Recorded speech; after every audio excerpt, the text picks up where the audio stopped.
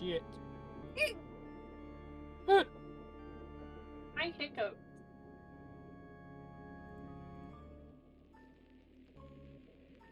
Rude. Okay. Hello, everybody. Ellie, congratulations on getting first. Very proud of you. Very happy for you. Yeah. I just got a cramp in my foot, bending it the wrong way. Ouch. Ow. Just noticed you had the countdown at 1 for a bit and it was gone. What was Oh, yeah, I had it running when I didn't plan to, so the time was all screwed up, so I just took it off. But yeah, Ellie, let's get a spin for you, buddy. Let's see what you win today. Spin, spin, spin!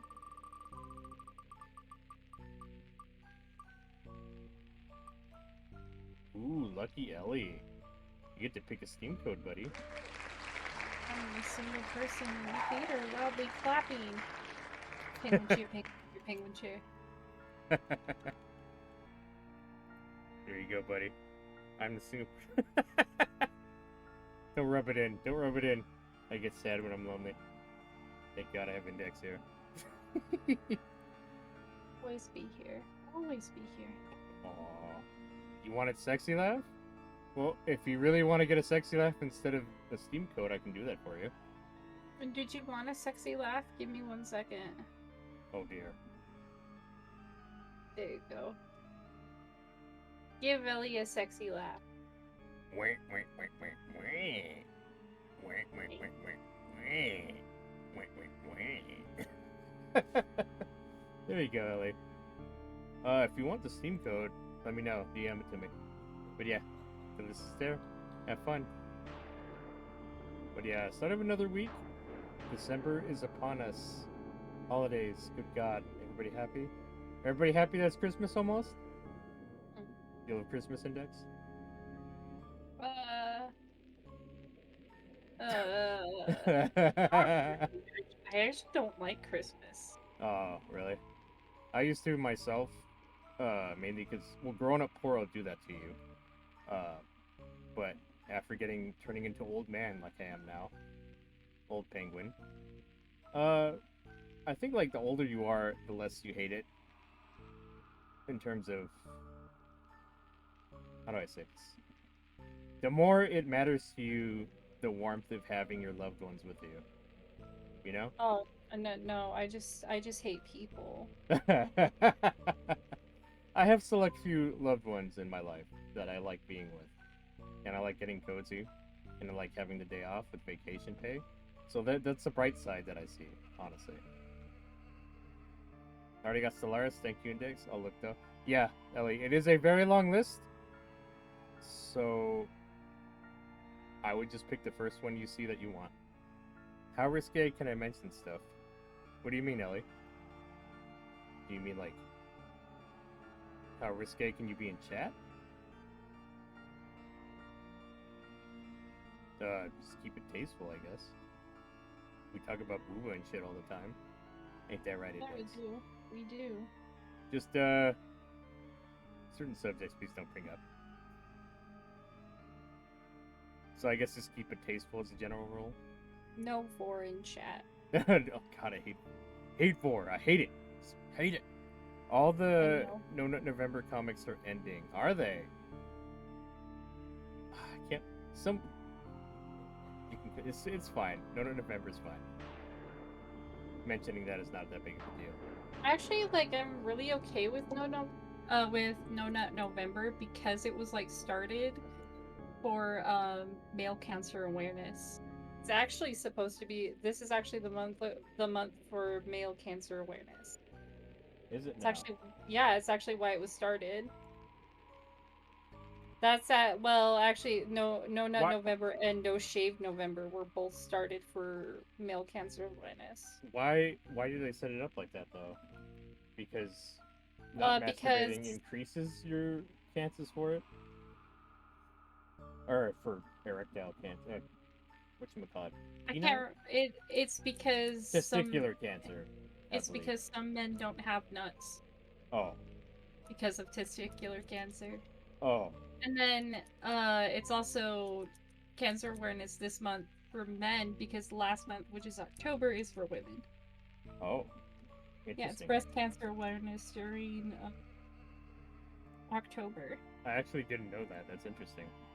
That's very interesting. You work in a service industry, you learn how to get people to buy shit.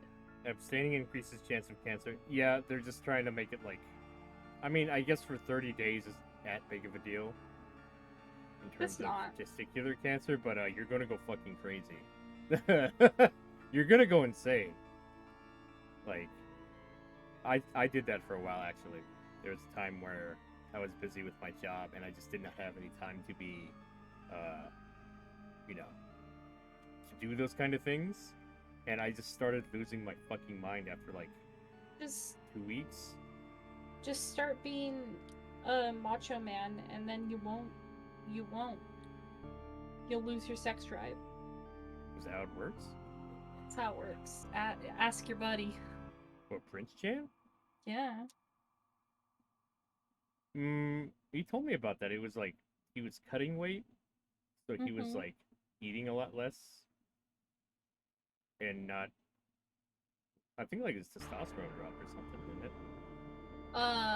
So your libido drops, and so does your testosterone a little bit. I don't think he was lifting as heavy, and he wasn't eating Yeah. as much. So he It's was. because Sorry, go on. it's because of the way that they have to do it. It's to cut down stuff for like shows and stuff like that. Yeah, yeah. Down to one as of a month ago. I think I mentioned that here. Down to one of what? 1 day? One nut a month.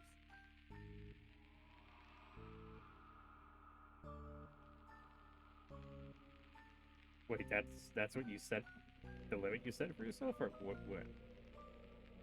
Wait, what are you talking about, Ellie? What's he talking about?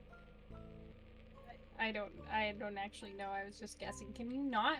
Yeah, one nut a month. Stop. Quit it. One nut. That's gotta be like one of the best nuts ever. If you wait 30 days for it. Tease. Or 1 in 30-day period. One step closer to winning a Hitler lookalike contest. What? What? I do not understand.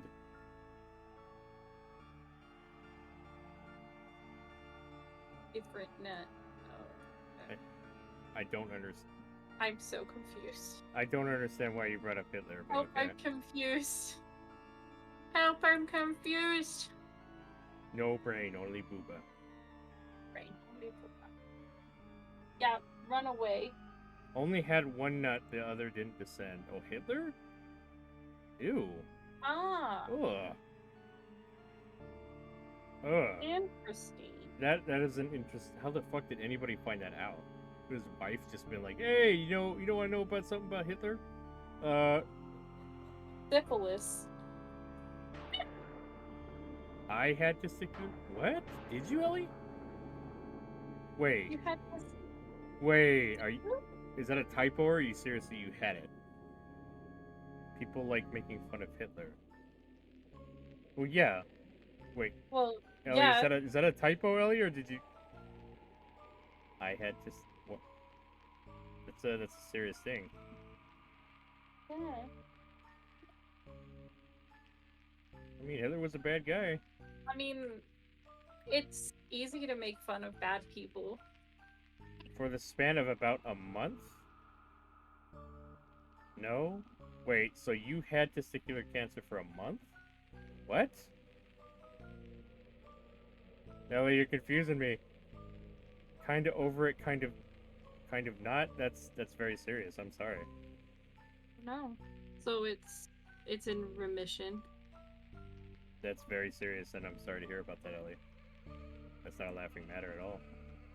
It really isn't. Cancer's a gnarly thing, dude. Once you get it, it pretty much means... Because your body... Your white blood cells naturally kill cancer cells, right? So when you end up getting cancer, it means your body can't handle it anymore.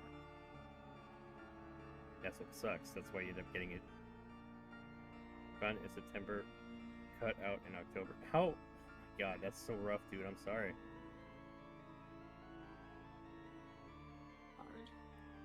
Please tell me that's something you wouldn't joke about, though, Ellie. That's not something to joke about. You're telling the truth, right?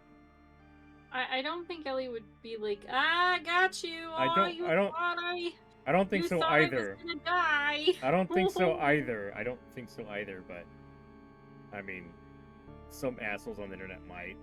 Some troll that I don't. Yeah, like you're just sitting there like some people do exist. Okay. Yeah, sorry, Ellie. That's rough. Oh, that sucks. Just work with your doctors, right? How gnarly is testicular cancer? This is survival rate and all that. I'll tell you this: it's not a ball. I'm gonna go see myself out. Index, come on. Come on, Index. That's fucked up. That's kind of fucked up, actually. Jesus Christ. Don't. I wouldn't make a joke about that. I know, what is it? Pancreatic's like the worst. Like the most lethal, I think. Like it's not if, yeah, pancreatic is really bad. It's not if you're gonna die, it's when. Pretty much. My dad's was really bad too, so he had it in his throat and abdominal. I have wanted to respond to streamers when they say, "How you doing, Ellie?" I always wanted to respond, "I have cancer." Jeez. Oof. I mean, It's probably better kept the DMs, the personal, to let VTubers personally know how you're doing. I think it's understandable because, like, sometimes when I'm having like a really hard time, yeah, like someone asks me, like, yeah, "Hey, are you okay?" And you're just like, that's true. "No, I'm not okay." That's very true. Thanks for telling us, Ellie. Have is a lot punchier, but had is more accurate.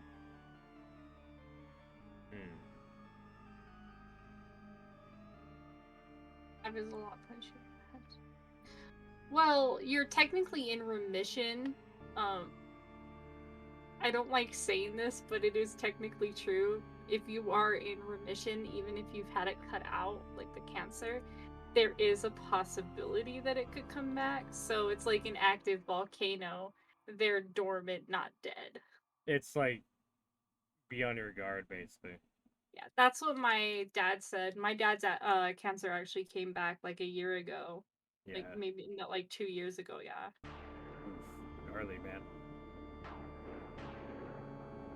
Yeah, but he's doing fine. He's in fucking Cairo right now. Bitch. I got the weakest cancer ever. Once it's cut out, I have 25% chance of cancer again, going down to 1% if nothing shows up in scans over the next year. That's good to hear. Oh, good. I'm so glad. It's not all cancer is super bad. Yeah. Like some is, I want to say curable, almost curable, per se. Oh yeah. Well, most cancers can be curable, but it kind of depends on like stage, where it's at, what type it is, that type of stuff. Yeah.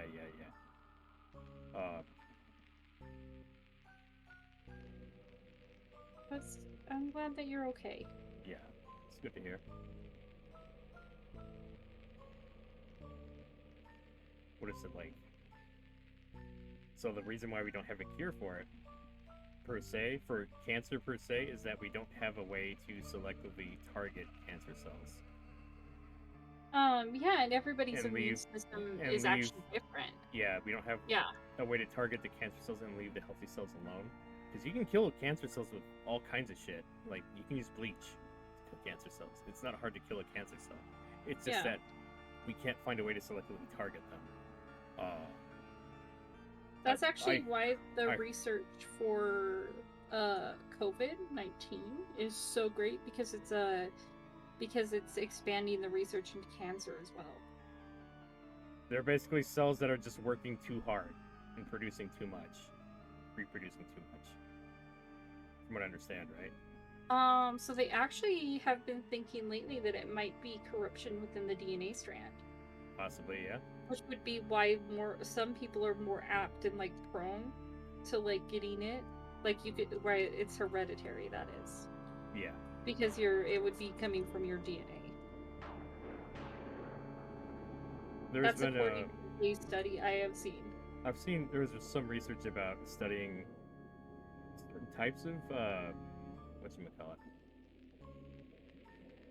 Studying the blood cells, the white blood cells that target cancer cells and the way they do it. I forget, something to do with receptors. Macrophage.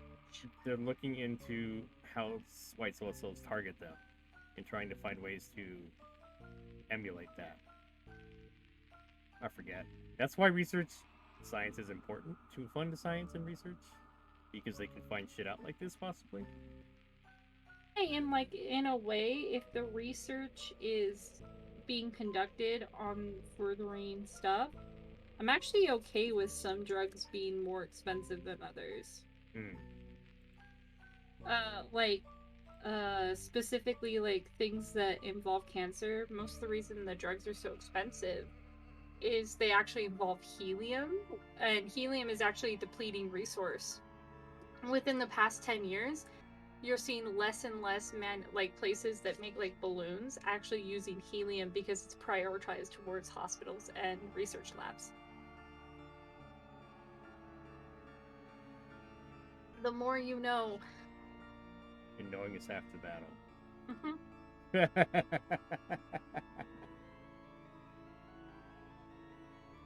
But yeah, cancer's gnarly. Work with your doctor. Do the best you can. Yeah. What is it? You see me playing Layers of Fear yesterday, Index?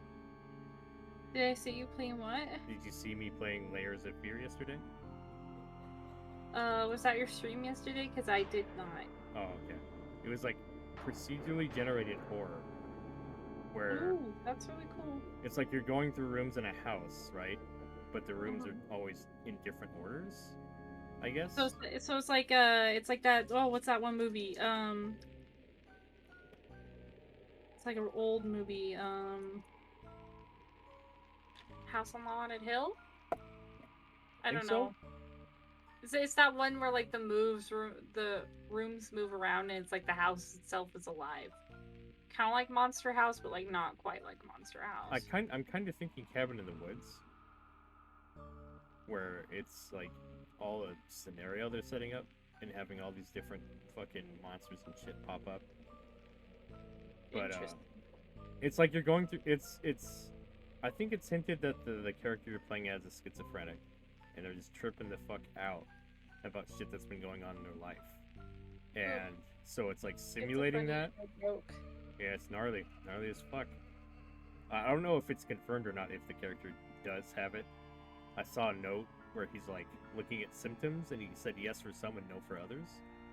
So, but it seems like schizophrenic kind of trips, where he's like just having all these awful hallucinations about shit that's happened in his life. Like, this guy's got a gnarly fucking life. Like, his life has gone to shit as of lately, and like the rooms in the house reflect what's been going on, and it does a really good job at atmosphere and environment and atmosphere. So each room is different and has something to do with what's going on with them, and it's all these different rooms are going through in random orders. It's quite a trip. That sounds interesting. I plan on hopefully finishing it on Thursday. I need to get my schedule finalized tonight. But I feel bad that I missed it. I was playing D&D. What the heck? I didn't expect D&D to go till midnight, to be honest. That campaign started pretty quick, huh? Yeah. Are they streaming it or no? No, it's just an offline thing? Yeah, it's just between us. Is it like a long campaign or a short one? I have no idea. No idea? Okay. Shit, I haven't played since fucking before COVID. God damn. It's been ages. It's like based off of Stargate SG-1. What? Old school. Yeah. So it's based off Stargate SG-1, and we're like going to like different worlds. I know there's like a Star Wars variant of D&D. Dude, this man had to like create this whole world for them. Oh wow. Because there wasn't anything that was like SJ1. So it's a custom made campaign then. Yeah, it was like fully custom. Oh wow. It's a lot of work. It's Dang. it's pay to play, but they're letting me play. Pay to play? What? They're charging money to play? What? Uh, yeah, What? the DM is using a program to create a 3D rendered world. Hmm. Okay. So they did have to put a fair amount of work into this, huh? Yeah. No, it's like I've been in it, and it's like when I was in it, I was like, yeah, I can understand why you would like pay someone money to do this because it's a lot of work. My treatment clinic was kind of a bunch of fuck ups. Uh-oh. Like a bunch of staff that don't know what like any good treatment clinic. like the staff doesn't know what the fuck they're doing. It's not good. It sucks. Maybe find a new clinic, man.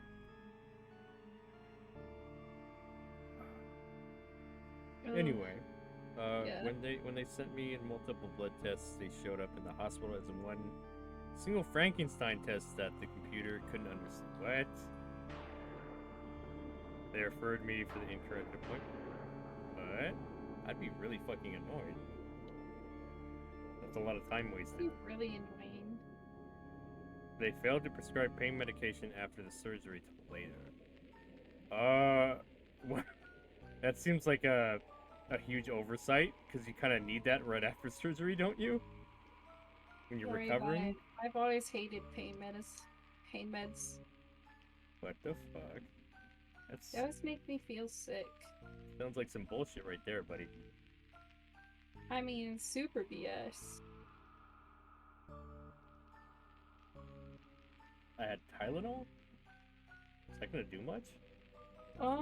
Depending on your surgery, I actually don't know. Did you check with your doctor before you took Tylenol? Because depending on your surgery, you can actually cause more issues taking specific medications. Uh-oh. Like, even if it's an over-the-counter medicine. I'm weird, that's why I know it.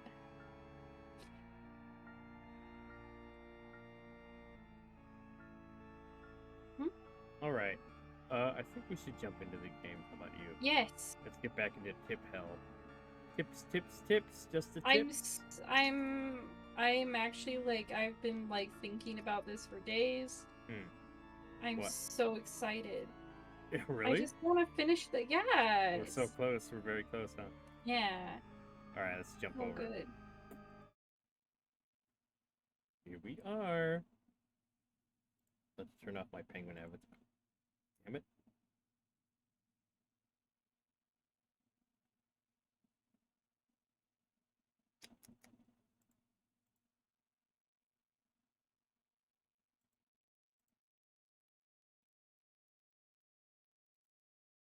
There we go.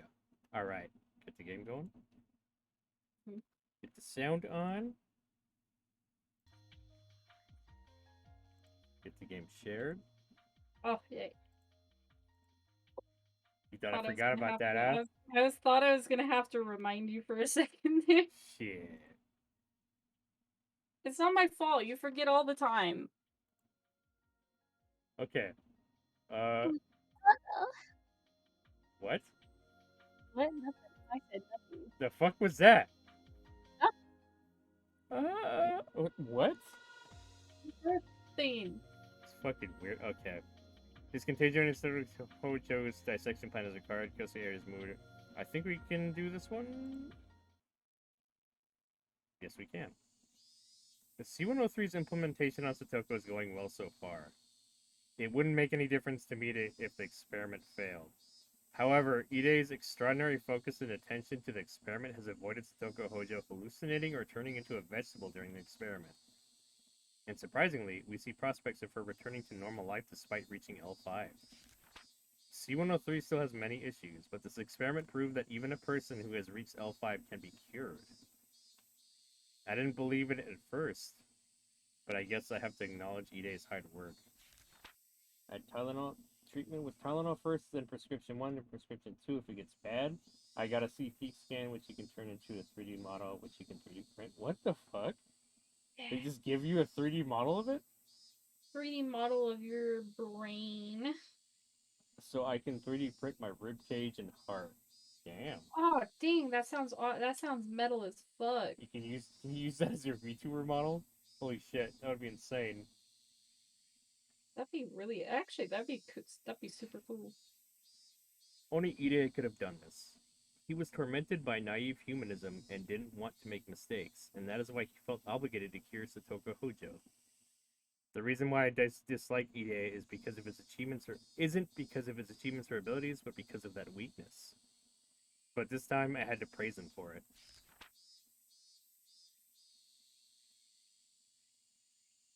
I saw your report. I must tip my hat to you. No, I only did my job as a researcher. If that means fulfilling my duty as a doctor as well, then nothing could please me more. It's hardly an exaggeration to say Satoko is now our most valuable specimen. After all, she's the first human to reach L5 and live. That's true.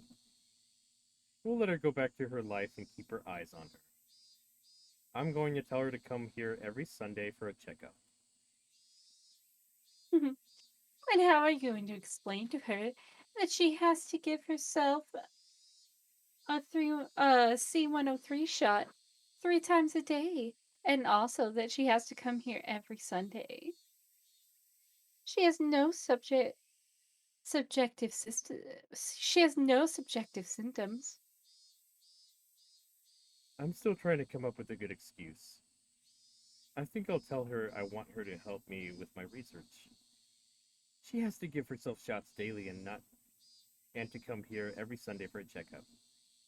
I'll pay her for helping me, or something like that.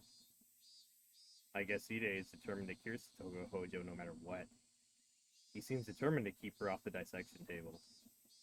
He and I are in different positions, but I don't have any complaints about his naive ideals, so long as they translate directly into passion for our research.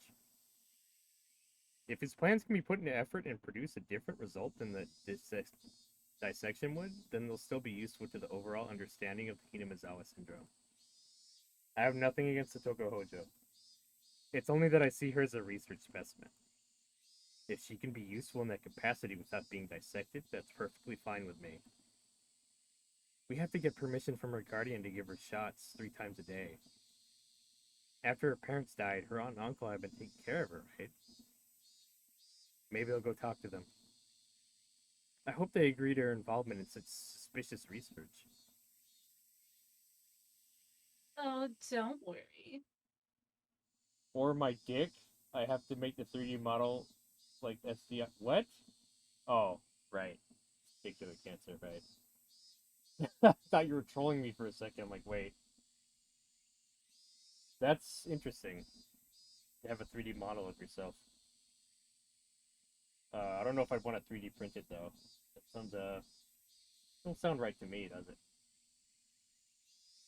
That sounds awesome. it? Shit. I like frame it and mount it on my wall like a dead animal, Like a deer head. like a deer heady. I'm sure that they'll be happy to once they realize they'll receive 100 to 20 to 200 yen every month for it. 200,000. A lot of yen, eh? Yeah. Do we have enough money? Sure. As long as we can produce documents that'll convince Chio-san. Or she just sleeps with him. That's one way to increase the budget. Oh shit. Oh my god. Is that the whole fucking reason you got with him? Also, he's like Oh fuck. really submissive, so there's Oh my probably that too. god. Oh my god. Okay. Probably wouldn't do the dick print. That was for the funnies. I don't know. No, he's a dick print too. probably do the skeleton or heart. I'd make a big one just to put in my fucking room. Because it's goddamn enormous. It'd be huge. Jesus Christ. Fuck. It would fill the whole goddamn room. I don't know where I'd put it, actually. Fuck. Index, what do I Up do? the butt. Good one, Index. Good one. Okay. Then I'll work on that. Also, we'll need to take action to prevent stressing Satoko-chan.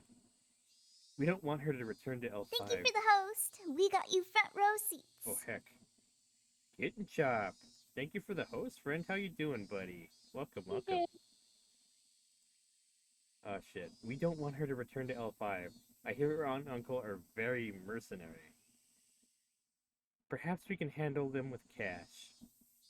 I plan to provide my help with their guidance, too.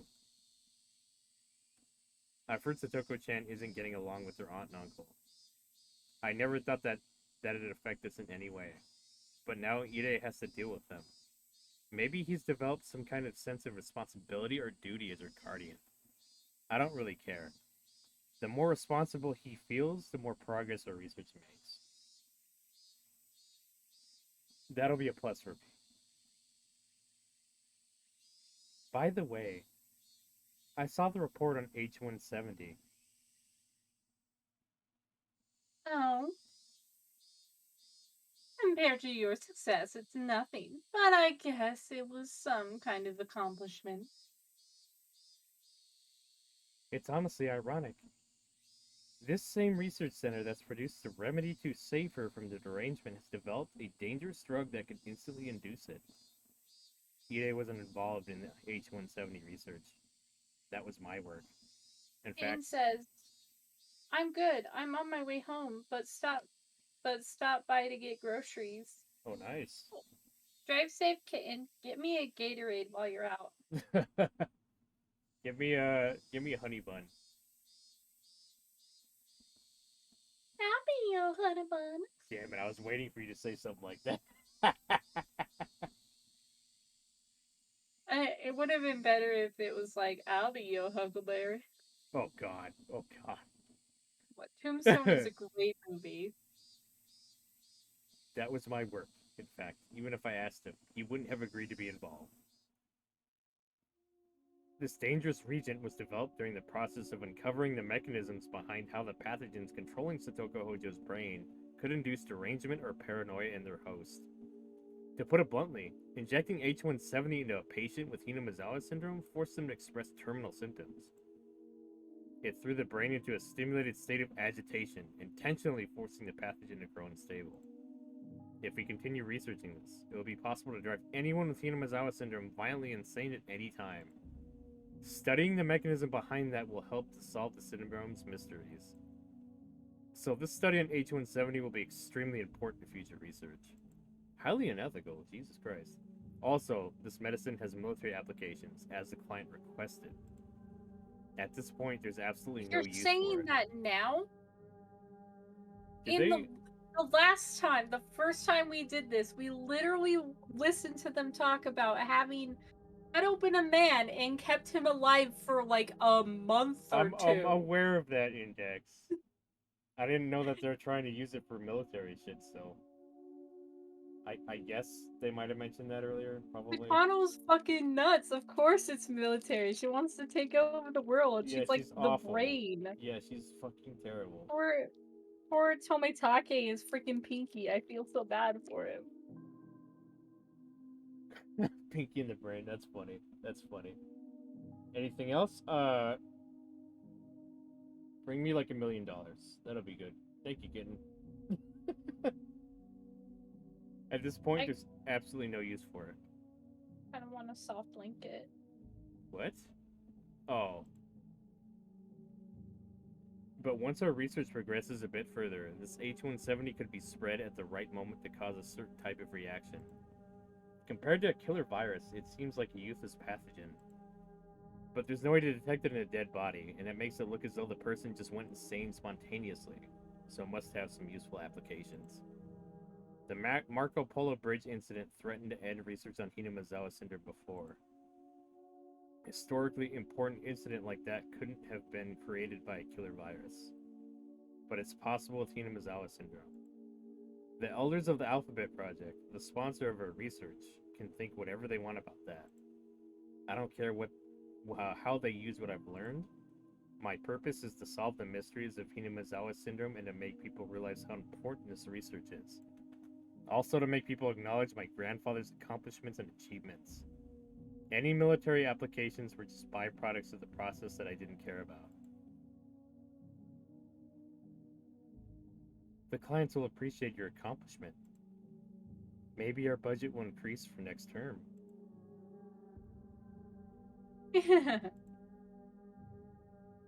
Passion alone can't keep research going. And we need money. Give me money.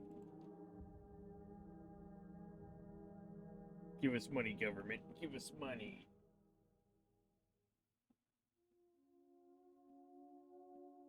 I'll get 3 million to share. Thank you, kitten.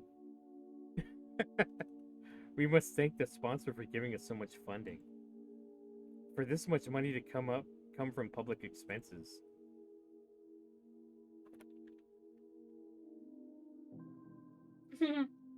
Maybe Japan is richer than I thought. They're public expenses, but they're expenses that can't be made public. Or maybe they're like America and they just print money. They just make more money when they need more. Shouldn't the research be important for curing the thing or whatever? Yeah, but they also fucking want military virus shit as well. Their sponsor is paying for all this, so they want this and that. And Takano just doesn't care. She just wants, she wants what she wants. She wants recognition. She wants the recognition and to feel like God, basically. Ide has no idea what I had to go through to get that money. Anyway, our research is going extremely well. We don't know what... Sucked. What? Oh. Lots. Lots. Probably most of Tomatake's, though. Mostly Tomatake's. We don't know what we'll find out about Hinamizawa syndrome. But I'm sure every mystery will eventually be solved. I can hardly wait. What the syndrome indicates is that humans are simply empty containers, and what we believe to be our will is simply the actions of parasites that live in our brains. If that mystery was solved, it would have a greater impact than anything else in history. That is a truth which nobody wants to believe. This is an achievement my grandfather predicted back during his time. Aha, I know now. I know the reason why my grandfather was so fascinated by his work. Because he wanted to be one of the greats. Yep.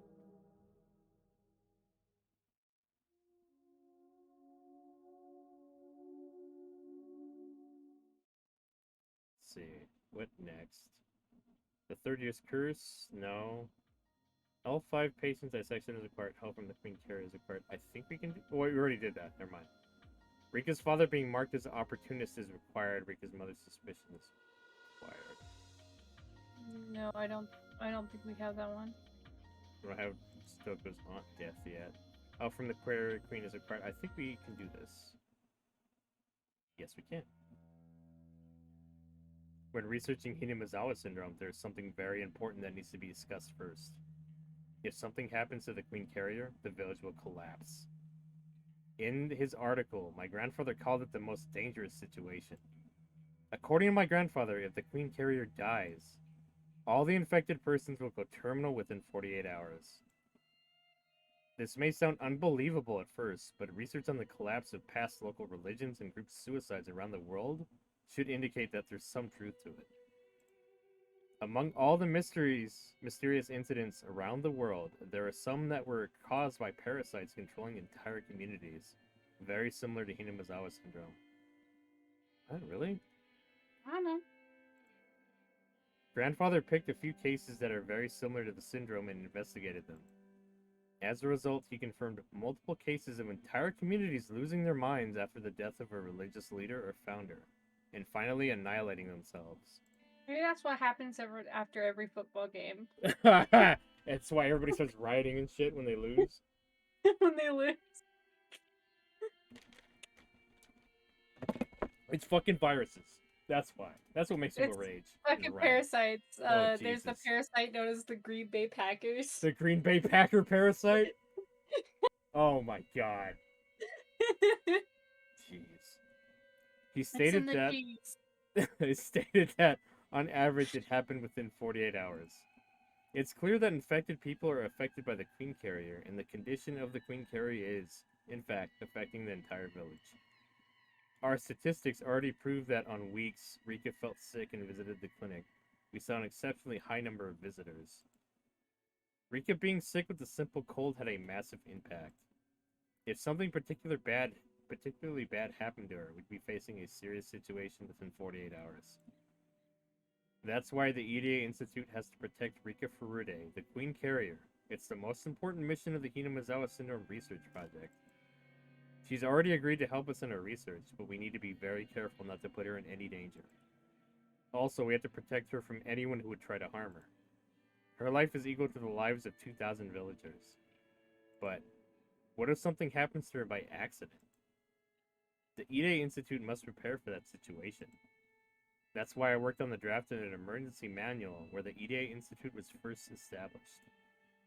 It's a precaution in case the Queen Carrier dies, or if infected people show acute symptoms due to the death of the Queen Carrier.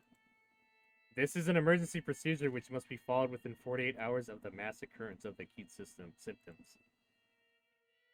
The final measure is to prevent the damage from spreading to nearby areas. The plan uses gas, making it look like a natural disaster. My client, the Alphabet Project, took the responsibility of working out the details of the plan. They are used to dealing with things like nuclear and biological weapons, so they ended up being such a big help. There's no way I could have come up with a plan on my own to execute 2,000 villagers. Through a dummy company, the ground SDF has secured a close quarry in Yagaoshi region upstream of Hinamizawa. It's to be the secret storage base for the equipment we'd use in that operation. Equipment that sprays deadly gas that kills people if they were falling asleep is stored here. As if they were falling asleep is stored here. In that case of emergency, a special unit to the ground SDF is to use this equipment to destroy the village. However, preparing for the execution of villagers itself is politically dangerous. So if I'm going to insist on them getting the equipment ready, I have to make them understand how dangerous Hinamizawa Syndrome is, and also how urgent the need is to have a contingency plan. I have to prove the need for the plan by showing them enough data.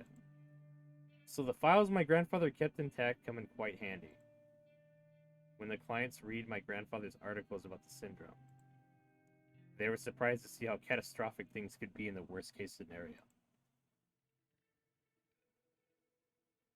In other words, if something bad happens to this girl, the Queen Carrier, all 2,000 of the villages will be deranged? Is that what you're saying? Yes. There have been many. There have been several cases similar to Hinamizawa syndrome, where group suicides took place. In the case of the syndrome, we can easily expect extreme defense measures, which results from deep paranoia. The results may affect all 2,000 plus carriers. From there on, we need to face abnormal situations involving lawless violence and bizarre religious uh Despondence? despondence. We must be ready to face such a situation by having a contingency plan. Otherwise, we'll draw attention from the rest of the world. We have to remember that we only have 48 hours to respond once it happens. Are you saying that if it happens, there's nothing anyone can do? Can't you treat everyone within 48 hours? That'll be impossible. We don't even have a cure, and the research center isn't capable of taking in all the villagers. How frightening to realize such a disease actually exists. The world is full of mysteries.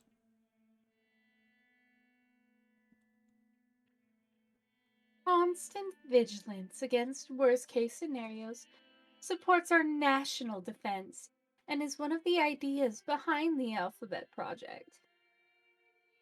Besides, our goal is not to use the plan, but it's Vital. vital to be prepared. Indeed. Precisely as you say.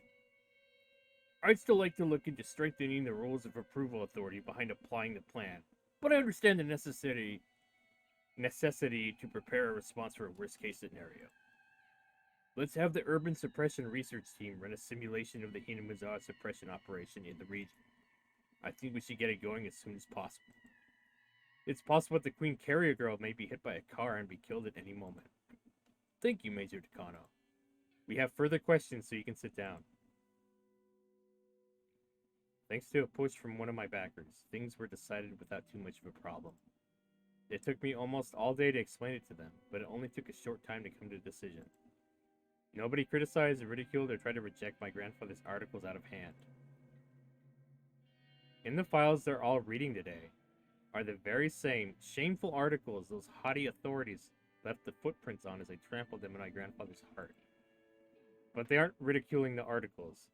They are reading what was once rejected. It's nothing big at a glance, but in this moment, my grandfather's research is being recognized for the first time. My heart is filled with satisfaction to see people discussing amongst each other while pointing to my grandfather's files and raising them as proof. I've worked so hard for this day. Grandpa in heaven, can you see this?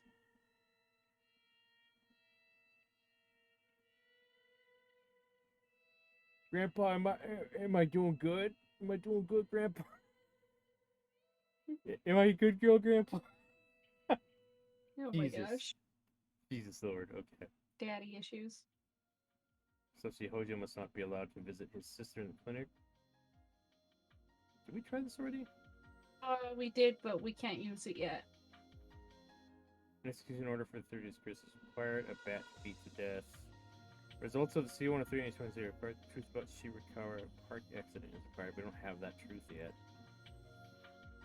Prior consent for collection of cerebral fluid is required. Nope. I think we got that, yeah. For Did Rika. we? Oh, was think, it? Yeah, I think, it was for Rika. I think we can. Let me see. Oh, we got it. The lights came on in the meeting room as the slideshow ended, and all the auditors began to applaud, praising the Irie institution's dramatic accomplishments. Wonderful, absolutely wonderful. To be honest with you, I wasn't expecting too much from this Hinamizawa syndrome research. I figured that even if there was progress, it would be 3 steps forward and 2 steps back every decade. Oh my, how impressive it is to achieve in such a short period of time. So much in such a short period of time. This is all thanks to you, Director Ide. Oh no. This is all because of the staff that supported me and Takano-san too.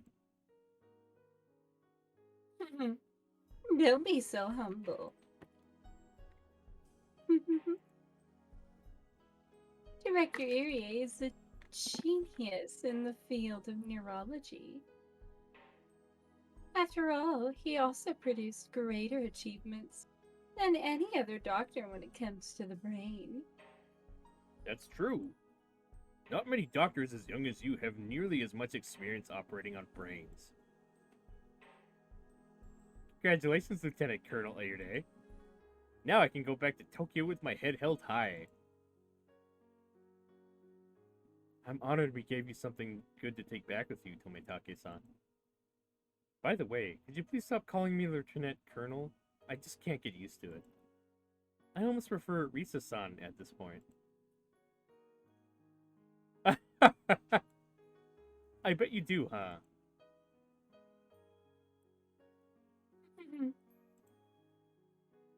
You sure were a big help.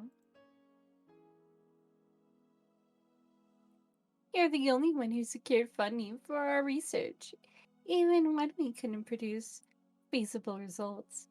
We couldn't have done it without you. No, she's like Brock. Her eyes are just closed all the time. It wasn't any trouble. But really, the results you presented today are just brilliant. Not only have you found the cause of the syndrome, you've also provided a clear path towards future research. We're looking forward to hearing more progress when we meet again, when we come again next time. I'm sure the Tokyo office will quit bothering us about cutting your budget with these sorts of results.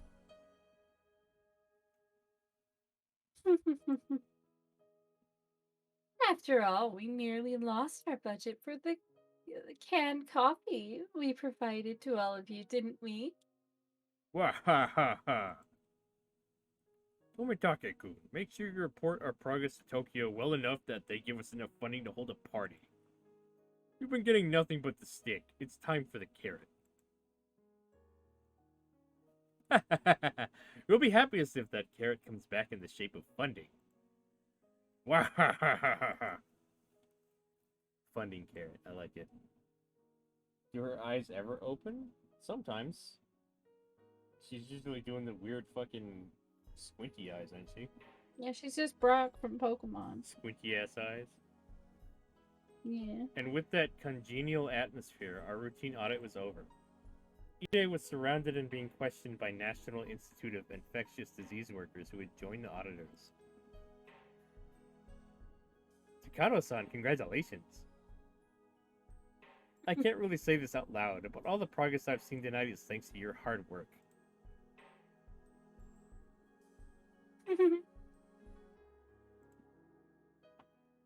Thank you, Jiro-san. Jiro-san and I are the only ones here who know that strings were pulled in order to create the Ide Institute. So only Jiro-san can understand what I had to go through.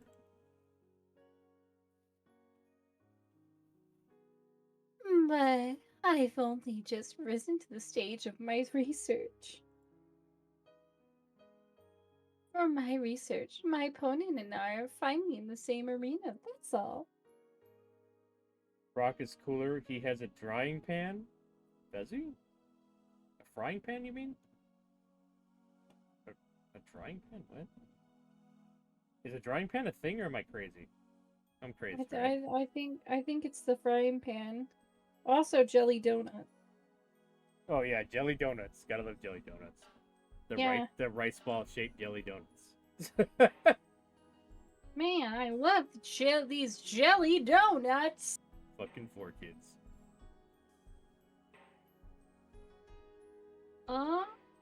Wait.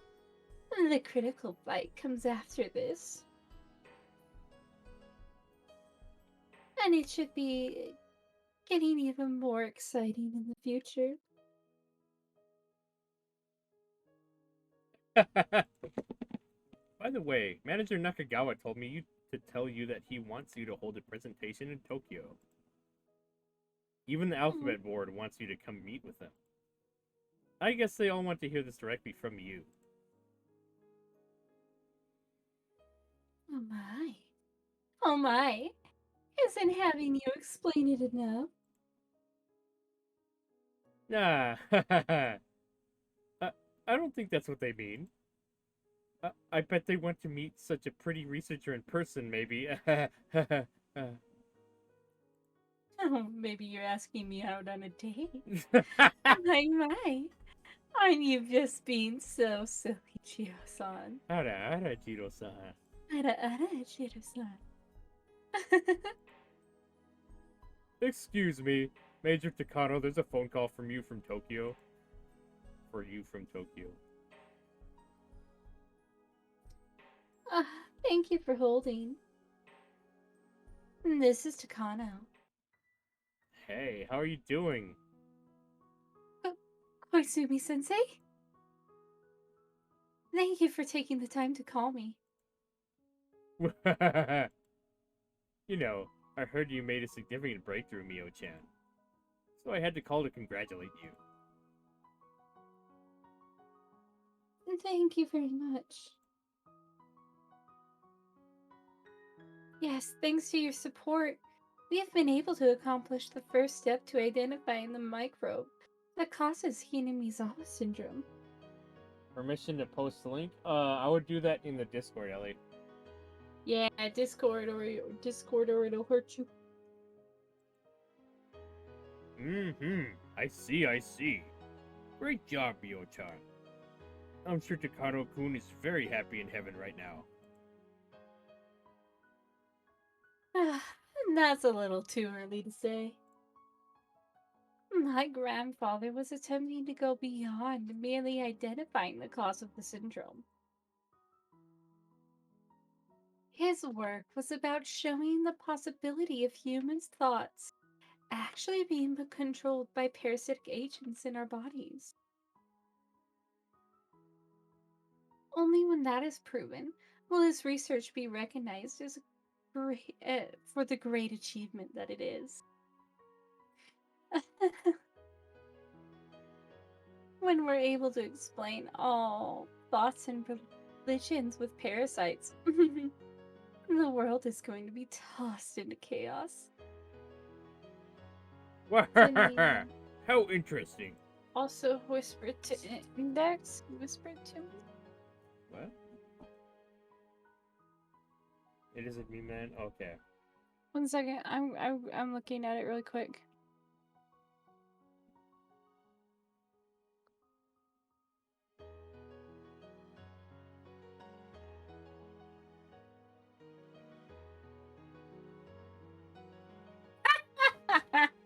That's a good one. It's from the four. It's from the 4 Kids step, and they're running down a hill, and it starts raining. And Rock Oh. pulls out his frying pan. He's like, "I'm gonna use my trusty frying pan as a drying pan." I laugh. Was that part of the 4 Kids stuff, or was that like the legit script? I wonder. It's the 4 Kids dub. Oh God. I Jelly. can tell. Welcome, buddy. How you doing? You come in at an interesting time. We're discussing research results with everybody on this horrible disease that drives people crazy. How you doing, man? I would love to see that.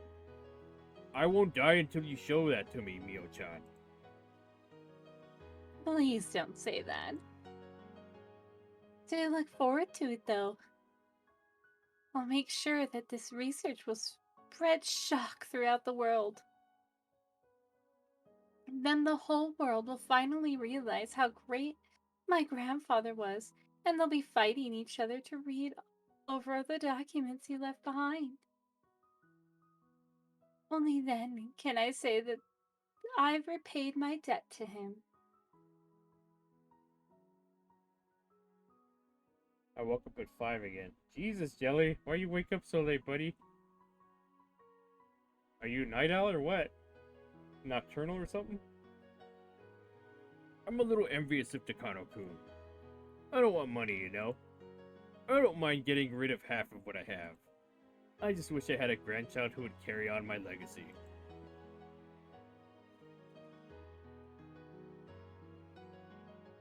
Thank you so much.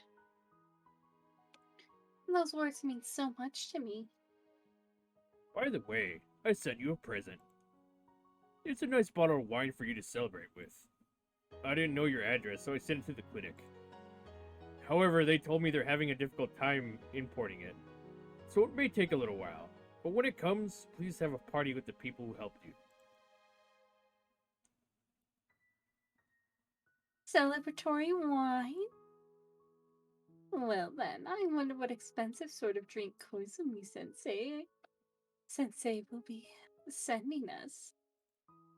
Oh, it's not that kind of expensive. Don't you remember, Mio-chan? Takano-kun used to keep a particular bottle of wine. I remember. That's right, my grandfather kept a certain bottle of wine. I don't know if he bought it himself or if someone gave it to him. But he treasured it, and he always said he'd open it when his research finally gained recognition.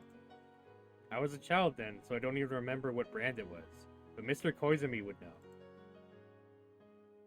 He went through all the trouble to find some bottle of wine for this special occasion. For the first time in a while, Takano felt the same sunny warmth she experienced during her time with her grandfather.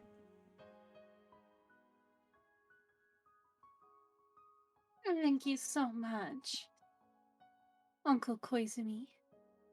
I like it when you call me that, Mio-chan. I don't feel like you're speaking to me when you say Koizumi-sensei. Wahahaha. I can't help but smile along with him. Because I think Tomitake and Ide were just having a similar exchange.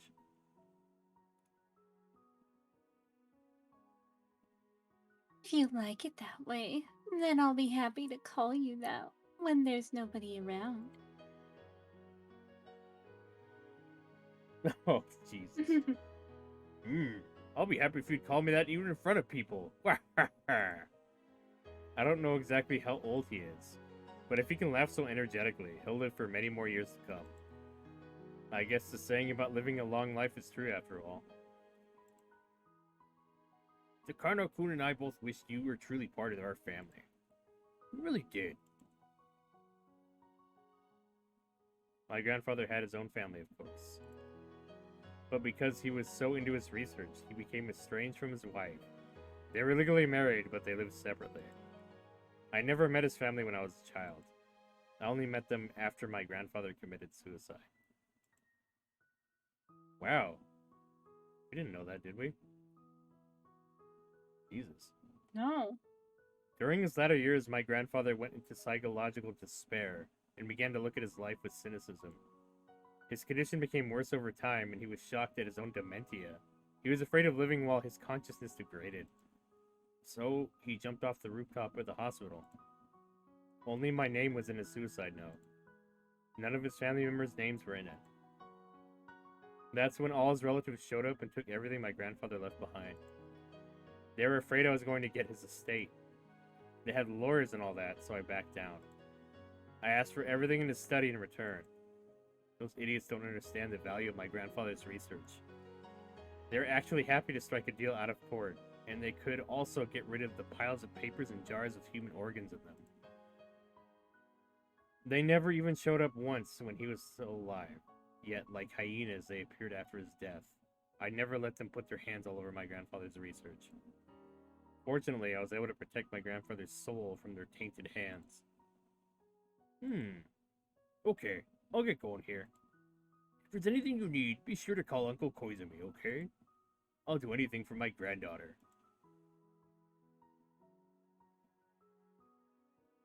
Thank you, Uncle Koizumi. I'll work even harder.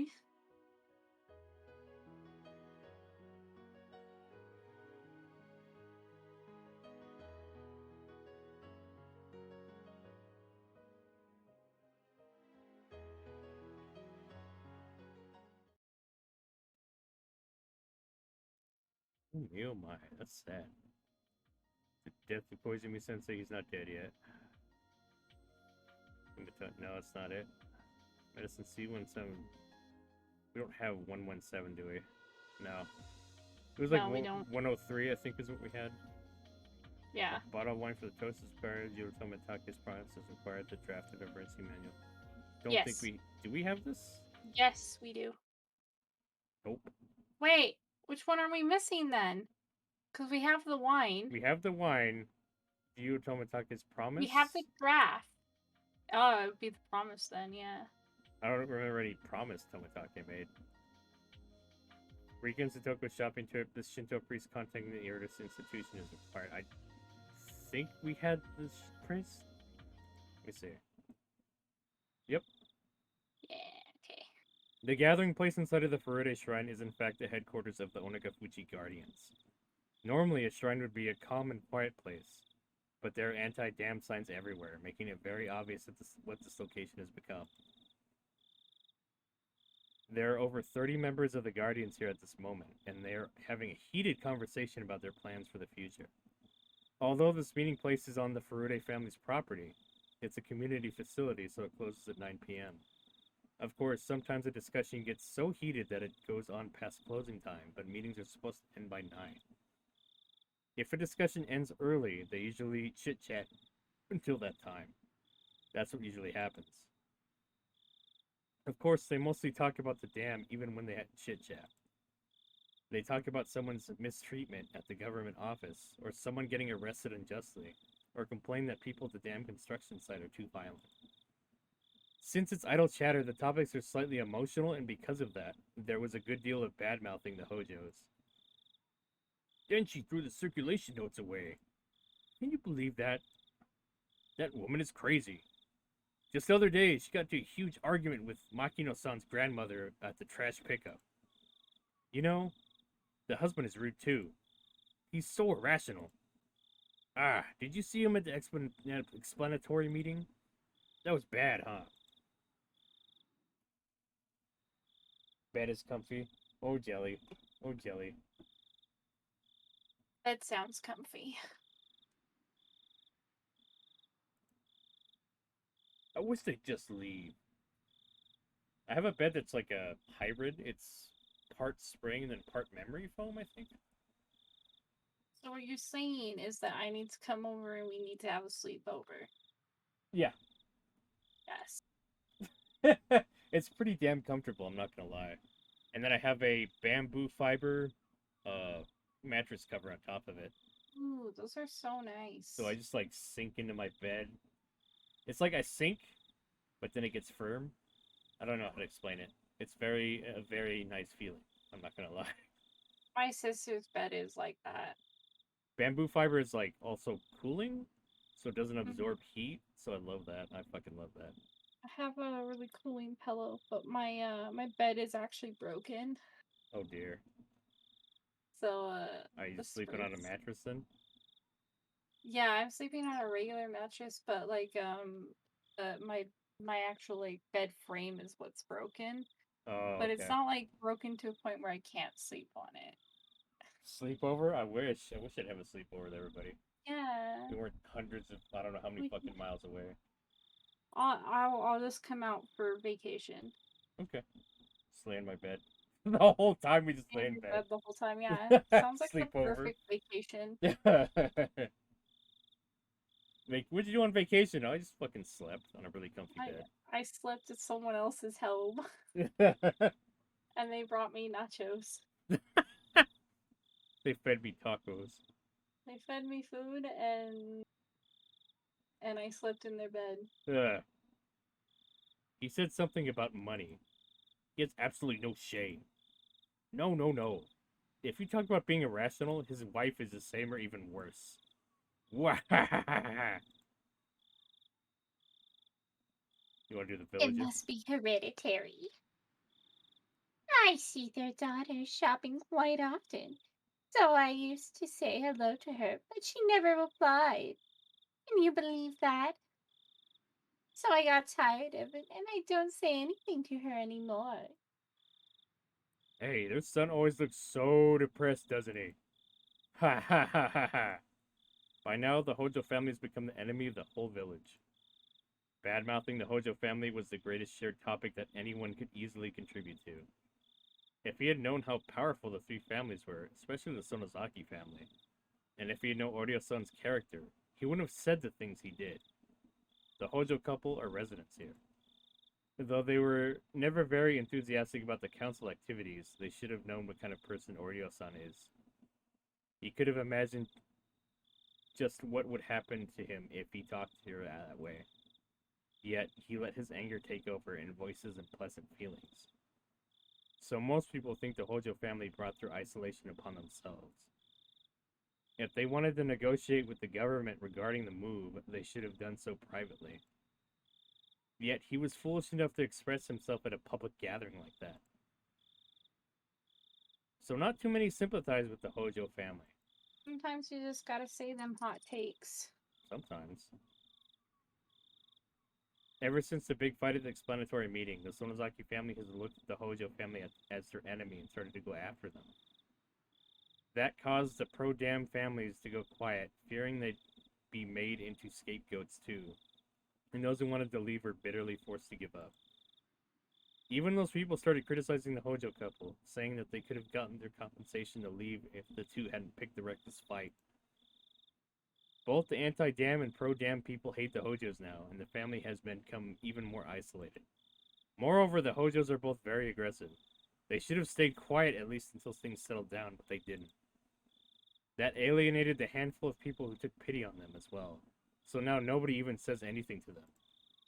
All of that was immediately obvious by listening to the foul talk here and there at the gathering place. Rika always helps out by putting the teacups away, so I'm sure she hears what they say as well. One of the Hojo family members they're bad-mouthing is Rika's friend, Satoko-chan. It hurts to think about what Rika feels while hearing that. As priest of the Furude Shrine, should I let this continue? Orishiro-sama is a god who makes peace between enemies. When the humans and demons fought, Orishiro-sama descended from heaven and meditated between both sides. As the caretaker of the shrine, I must do something before it goes too far. I'm sitting next to Oryo-san, who is spitefully disparaging the Hojo family.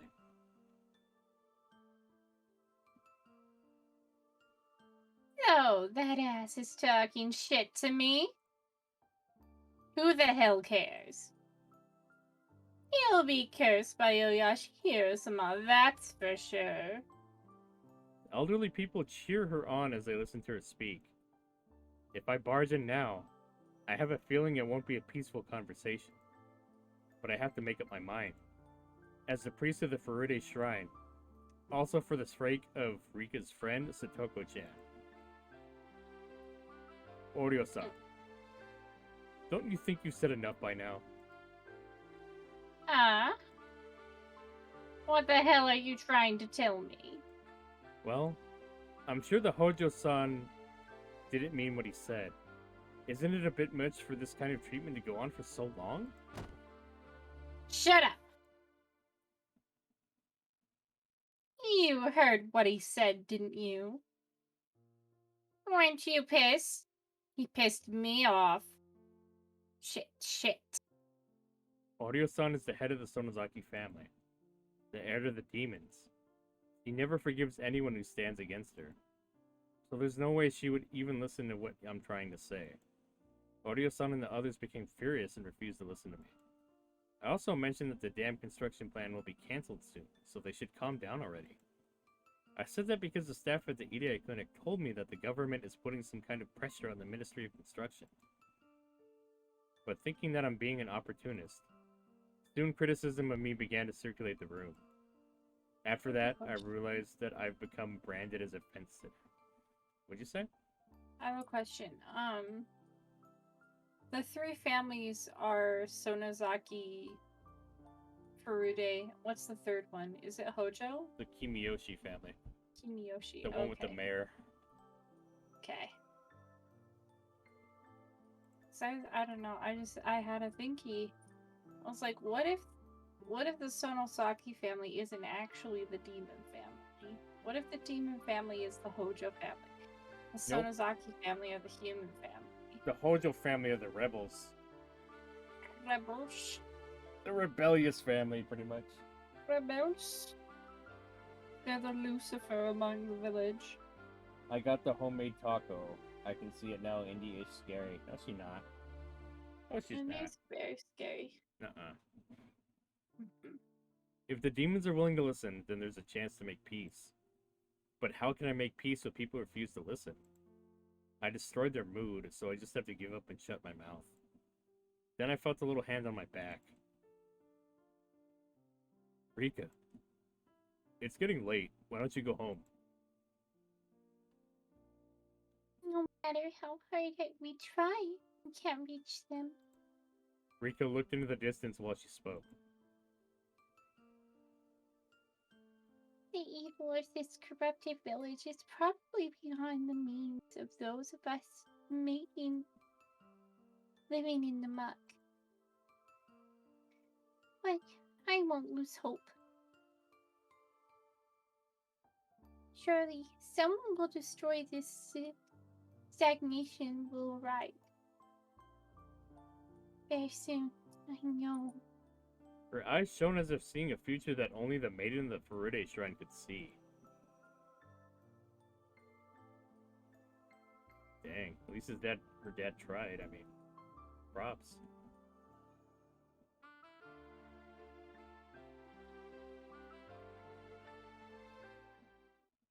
Penguin, read chat. What? Read chat. Indy is scary, Franku. Nope. I am scary. One of these days you're gonna wake up and I'm gonna be sleeping on your bed with you, and then you'll realize how frightening I can be. He's just be like looking at me like, hey. They're like, what? be like, I found you. Uh-oh. Okay. Now you can never leave. You like Huggy Wuggy? Oh, you don't know that game, do you? No, I was thinking Wedding Crashers. Oh, no. Like that girl from Wedding Crashers. That's a good movie. I don't think I've seen the whole film. It's been a while. Family move. Okay, we haven't seen the Ryugus come in.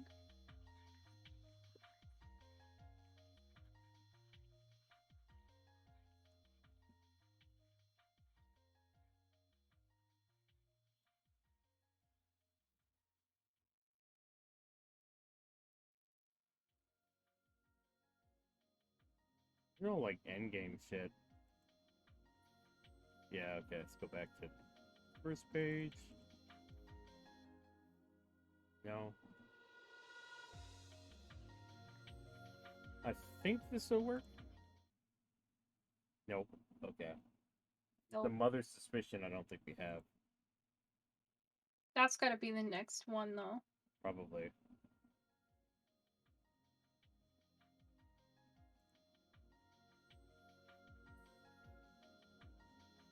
We don't have the park accident. We don't have that. Nope. Nope. Don't have the medicine. We don't have Koizumi Sensei's death yet. Nope.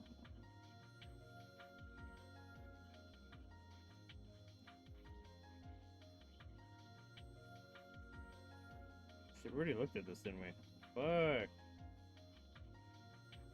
It's the one that's broken on the bottom of the red capsule. Try the one with the mom suspicion again. We already did that, though. Not this time. Not since the last time. What, this one? Yeah. We try just it tried again. that. Oh, did you just try it? Yeah. We don't have the suspicion yet, I guess.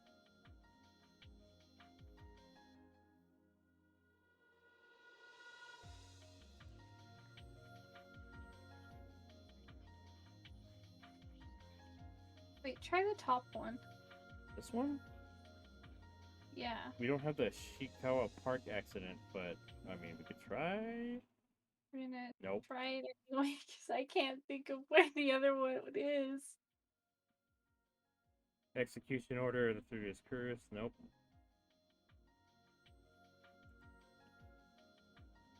We didn't have this medicine.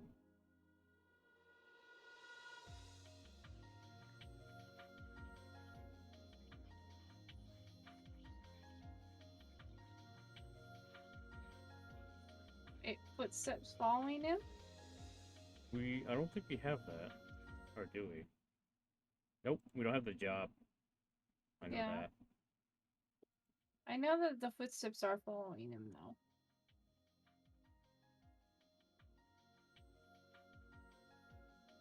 You have the watermelon. We don't have the family's move, though. I know we've met Rika, though. We've met Rena. I know we've met Rena. Try it. Oh, Rena's fam. Okay.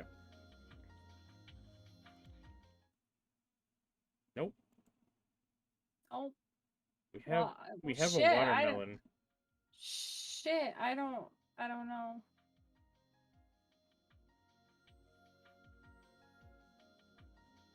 That's Kiichi. Nope. Still can't do that one.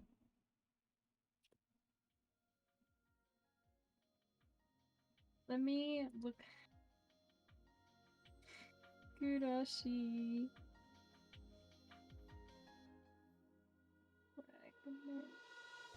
Yeah, we could just try every single fucking one till we find which one it is. And at the end of the day, but I don't want to do that. Nope, can't do that one.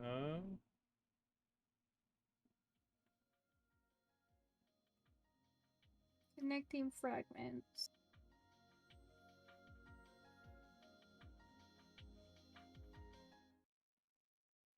Nope, no execution order.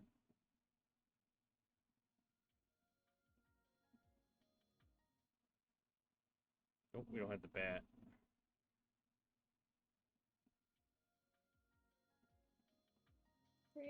She routine inspection, the third sacrifice, the old guy. It's fine, Index. I can just literally click every single one. I'm just gonna click every single one until we find the right one. I'm literally stumped. I don't know which fucking one. It's probably some bullshit. Death of Koizumi Sensei.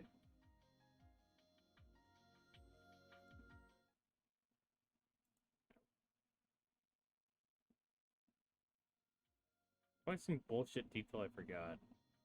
Don't do Wait. this. Did you already click Death Koizumi Sensei? Yeah, I believe I did. Yep. He ain't dead yet. Fuck.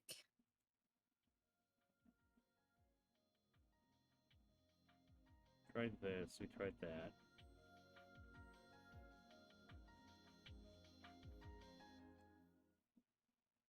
Nope.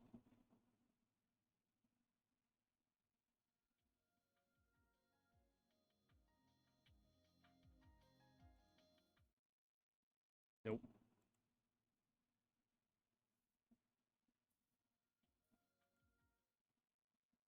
Nope.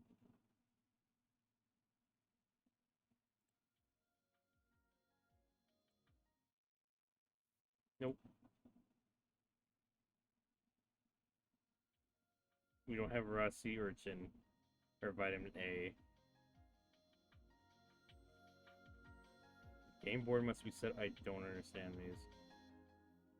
I don't get it either. Watanagashi is chapter 2. Nope. I wonder if I like click every single one, do I die or something?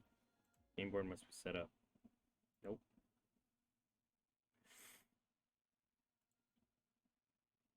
Nope.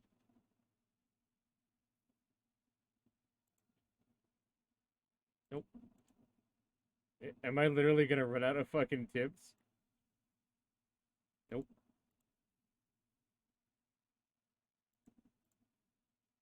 Nope. I'm legit gonna run out of tips. This is funny. Nope.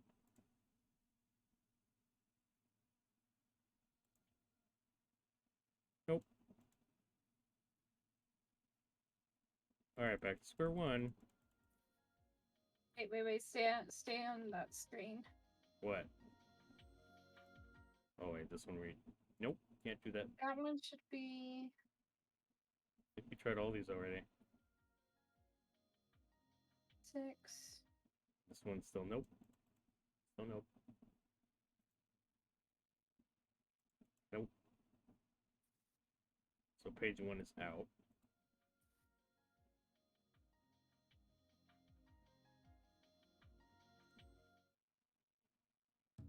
Okay, when the fuck did we... I think we've had these for a while. Whatever.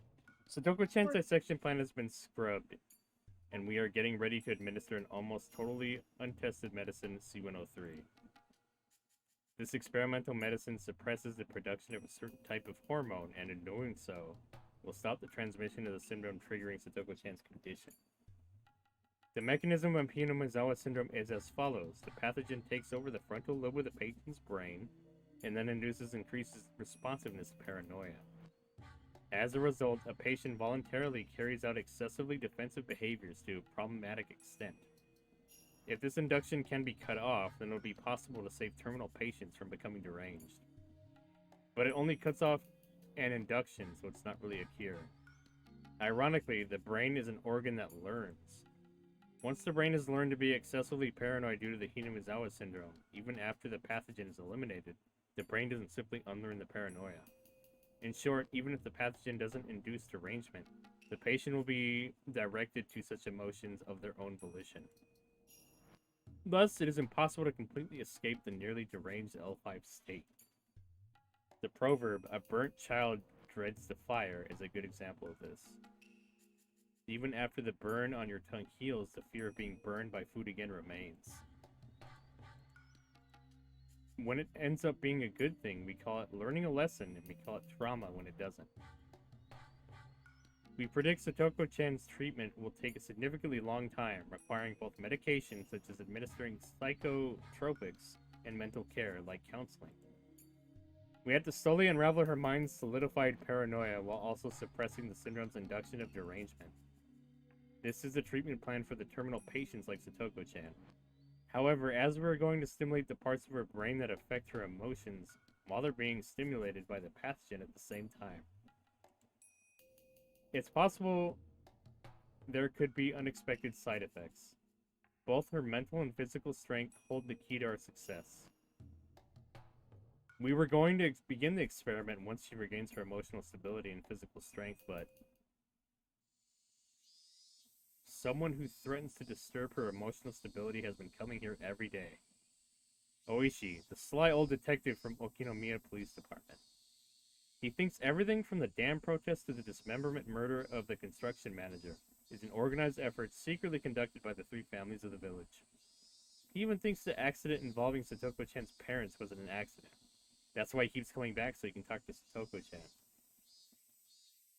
Thank you for the alert, Kelly. Appreciate it. No matter how many times you come, I won't let you see her. She's still crippled by the shock of her parents' deaths. Can't you understand what she's been going through? I understand. Only need a few minutes with her. Really. It won't take long at all. If you want me to get a warrant, I will. But that's pretty serious, you know? I'm being considerate of Hojo-san, and that's why I haven't gotten a warrant. What are you trying to ask her anyway? I don't really understand. Well actually, it's possible that the fall was not an accident. I know the Hojo couple were hated by the whole village after the business went down. But who would actually follow them on their trip and push them off? Don't you think that's absurd? Well, we could call it an accident. But if that was the case, there are some things which just don't make sense. Why lie? With those lies, I don't think it was an accident. What lies? Well, Satoko Hojo-san said she was asleep in the car at the time of the accident. I think that story sounds a little off, doesn't it? Satoko-chan claims she was asleep in the back seat when the accident took place. So she didn't get out of the car at the viewing platform. When she woke up, she didn't see her parents. Then she found out they had fallen off a cliff. Where is the lie exactly? You aren't saying Satoko-chan wasn't really asleep and she went over to the viewing platform with their parents, are you? That's right. Satoko Hojo-san was never asleep. She got out of the car with her parents and went to the viewing platform. I'm suddenly hit by a terrible possibility. If what Oishi-san says is true, and Satoko-chan is saying she didn't go to the viewing platform even though she actually did, it's terrible to imagine. Why are you saying such a thing? Besides, why would Satoko-chan lie? That's just it. Why would Satoko Hojo-san lie? That's why I need to talk to her. Otherwise, this won't end as just a simple accident. Why are you convinced that Satoko-chan is lying? This accident took place in a different jurisdiction. The guys from the Shirakawa station conducted interviews with the parties involved. There are things that bother me in the report. Bother you? Like what? According to Satoko Hojo-san's statement, her parents asked her to come with them to the viewing platform, but she was sleepy, so she didn't get out of the car. Then she fell asleep and woke up after a while. She became concerned because her parents hadn't come back and started to cry. One of the park workers on patrol noticed her crying and talked to her. And that's how the accident was discovered. And at that time, guess what? According to the park worker's testimony, she was the one who first said her parents had fallen off the cliff. But, you see, it's hard to see the accident site in question from where the car was parked. If you look very carefully, you might even be able to notice the broken fence. But still, you know, I think it's odd to say your parents had fallen off a cliff just because you didn't see them when you woke up. Normally, most people would say something like their parents went for a walk and didn't come back. It just doesn't make sense to me that she told a stranger about her parents had fallen off a cliff without even being at the site of the accident. I want to ask her why she was so certain that her parents had fallen off a cliff. That's why I keep coming back here. I asked her many times before she was admitted here, but all she said was that she doesn't remember or that she was confused at the time. Sounds like a politician, huh? That's why I think it's worth taking the time to talk to her. That terrifying possibility has turned to certainty in my head. I'd assumed that her parents' accident triggered her terminal symptoms, but no. Stoko-chan had already gone terminal, and just before the accident, her heart was filled with paranoia that drove her mad. She was under a lot of stress because of her bad relationship with her stepfather. She was also being scolded by her mother for not being able to get along with him. If that made her paranoid, it made her think her parents considered her to be a bother and were going to kill her. When they went to the viewing platform, she must have thought they were going to push her off the cliff. Then a tragedy took place, and she pushed her parents off instead, although she considered it to have been self-defense. I'm certain of that, because I know Hinamizawa syndrome better than anybody. Oh my god, she killed her fucking parents. Oof, I didn't think about that. She tried to kill Kiichi. Yeah, it is similar in how she tried to kill him at the fucking bridge. Jesus Christ. This accident isn't an accident. It isn't a crime either, like Koichi is thinking. It is simply a tragedy. When I talked to Satoshi-kun about the family, I was even more convinced. He told me even though Satoko-chan refused to open up to her stepfather, he had tried to communicate with her. It's true the relationship didn't go well in the beginning. Satoko-chan caused trouble repeatedly and even called the city's child abuse hotline. At that point, they received guidance from the Child Consultation Center, and they pointed out the problem lay in the lack of communication between daughter and stepfather. So the stepfather took a parenting course under the social worker's guidance, and awkward through it though it was, he made efforts to communicate with her. Satoshi-kun noticed his efforts, so he tried to talk to Satoko-chan about it. But Satoko-chan didn't notice them at all. The excessive stress she was under triggered terminal symptoms, and she couldn't understand her stepfather's remorse. On the contrary, her stepfather's change created even more mistrust within her. As a result, they went to enjoy the beautiful view of Shirakawa Nature Park as a family and to share in that joy. Yet that humble, ordinary family's wish couldn't even get through to Satoko-chan. What a tragic misunderstanding. Satoko-chan stayed in the car, telling her parents that she wanted to sleep, but then she got out and snuck up behind them. I bet he heard her footsteps. He pretended not to notice her, thinking that she was doing that to surprise him. It's sad just thinking about what must have run through his mind. While he thought he had finally gotten through to her, she was actually approaching him with the intent to kill. But that's not Satoko-chan's true nature. It's the disease. Satoko-chan isn't the only one who is to be pitied. Her parents are its victims too. And now, Oishi thinks she's a criminal.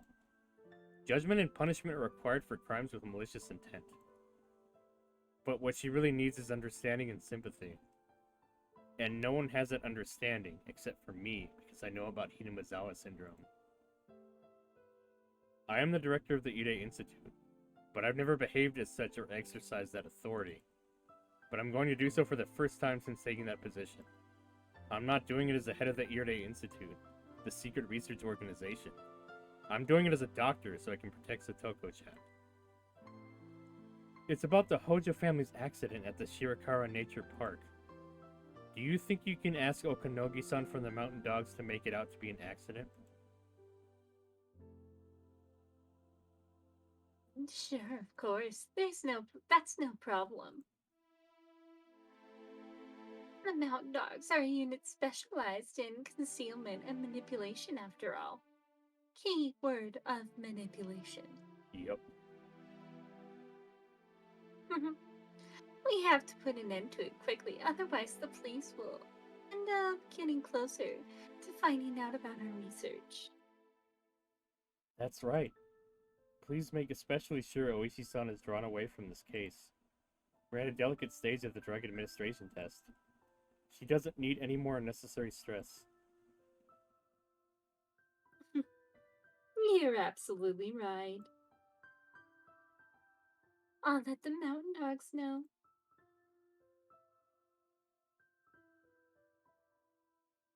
Oh, but sorry. I've heard they even have connections within the police, so I'll give the order to put pressure on them too. I'm sure the accident in Shirokawa will be concluded as exactly that within a few days.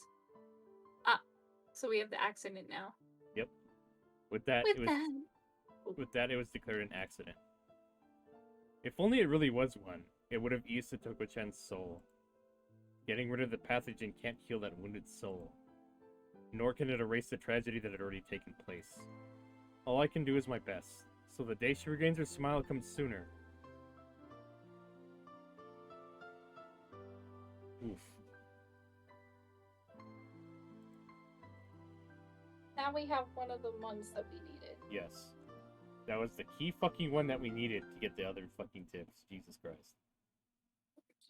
We're just big dumb, that's all. Some of this shit's just misleading sometimes. What was the one we just did? Satoshi Hojo must up with sisters. Because I thought we had that a while ago. I think it's on the next page. No, the one we just did right here? Yeah. I thought we had that a while ago. Which I believe we did. But they just wouldn't let us do it. I think it was last time. No, because like, I don't think anything changed since the last time I tried to do that. That tip. Oh, yeah. It's like, oh, I had to get other shit to do it first, which it doesn't specify. I think it's kind of misleading the way they do some of these things, these tips. Whatever. Yeah. There we go, this one. Rika's developed a high fever. Okay, we have a high fever now. Rika fever. A very high fever. It's not flu season, nor a season for any type of contagious disease. I can only think of the specific experiments Rika's gone through. Maybe the fever is being caused by those. Her growth is rather slow compared to other children her age. Receiving mysterious shots and going through experiments every week, I'm sure her body is exhausted. I've asked the staff to go easy on her, but Rika herself is fearless and is willing to go through anything. My husband, who should be admonishing her for that, truly believes her story that it's crucial to the lives of over 2,000 villagers, and takes her own daughter to the clinic every week. I'm the only one who's sincerely worried about her health, so we have the skeptical mother now. I believe.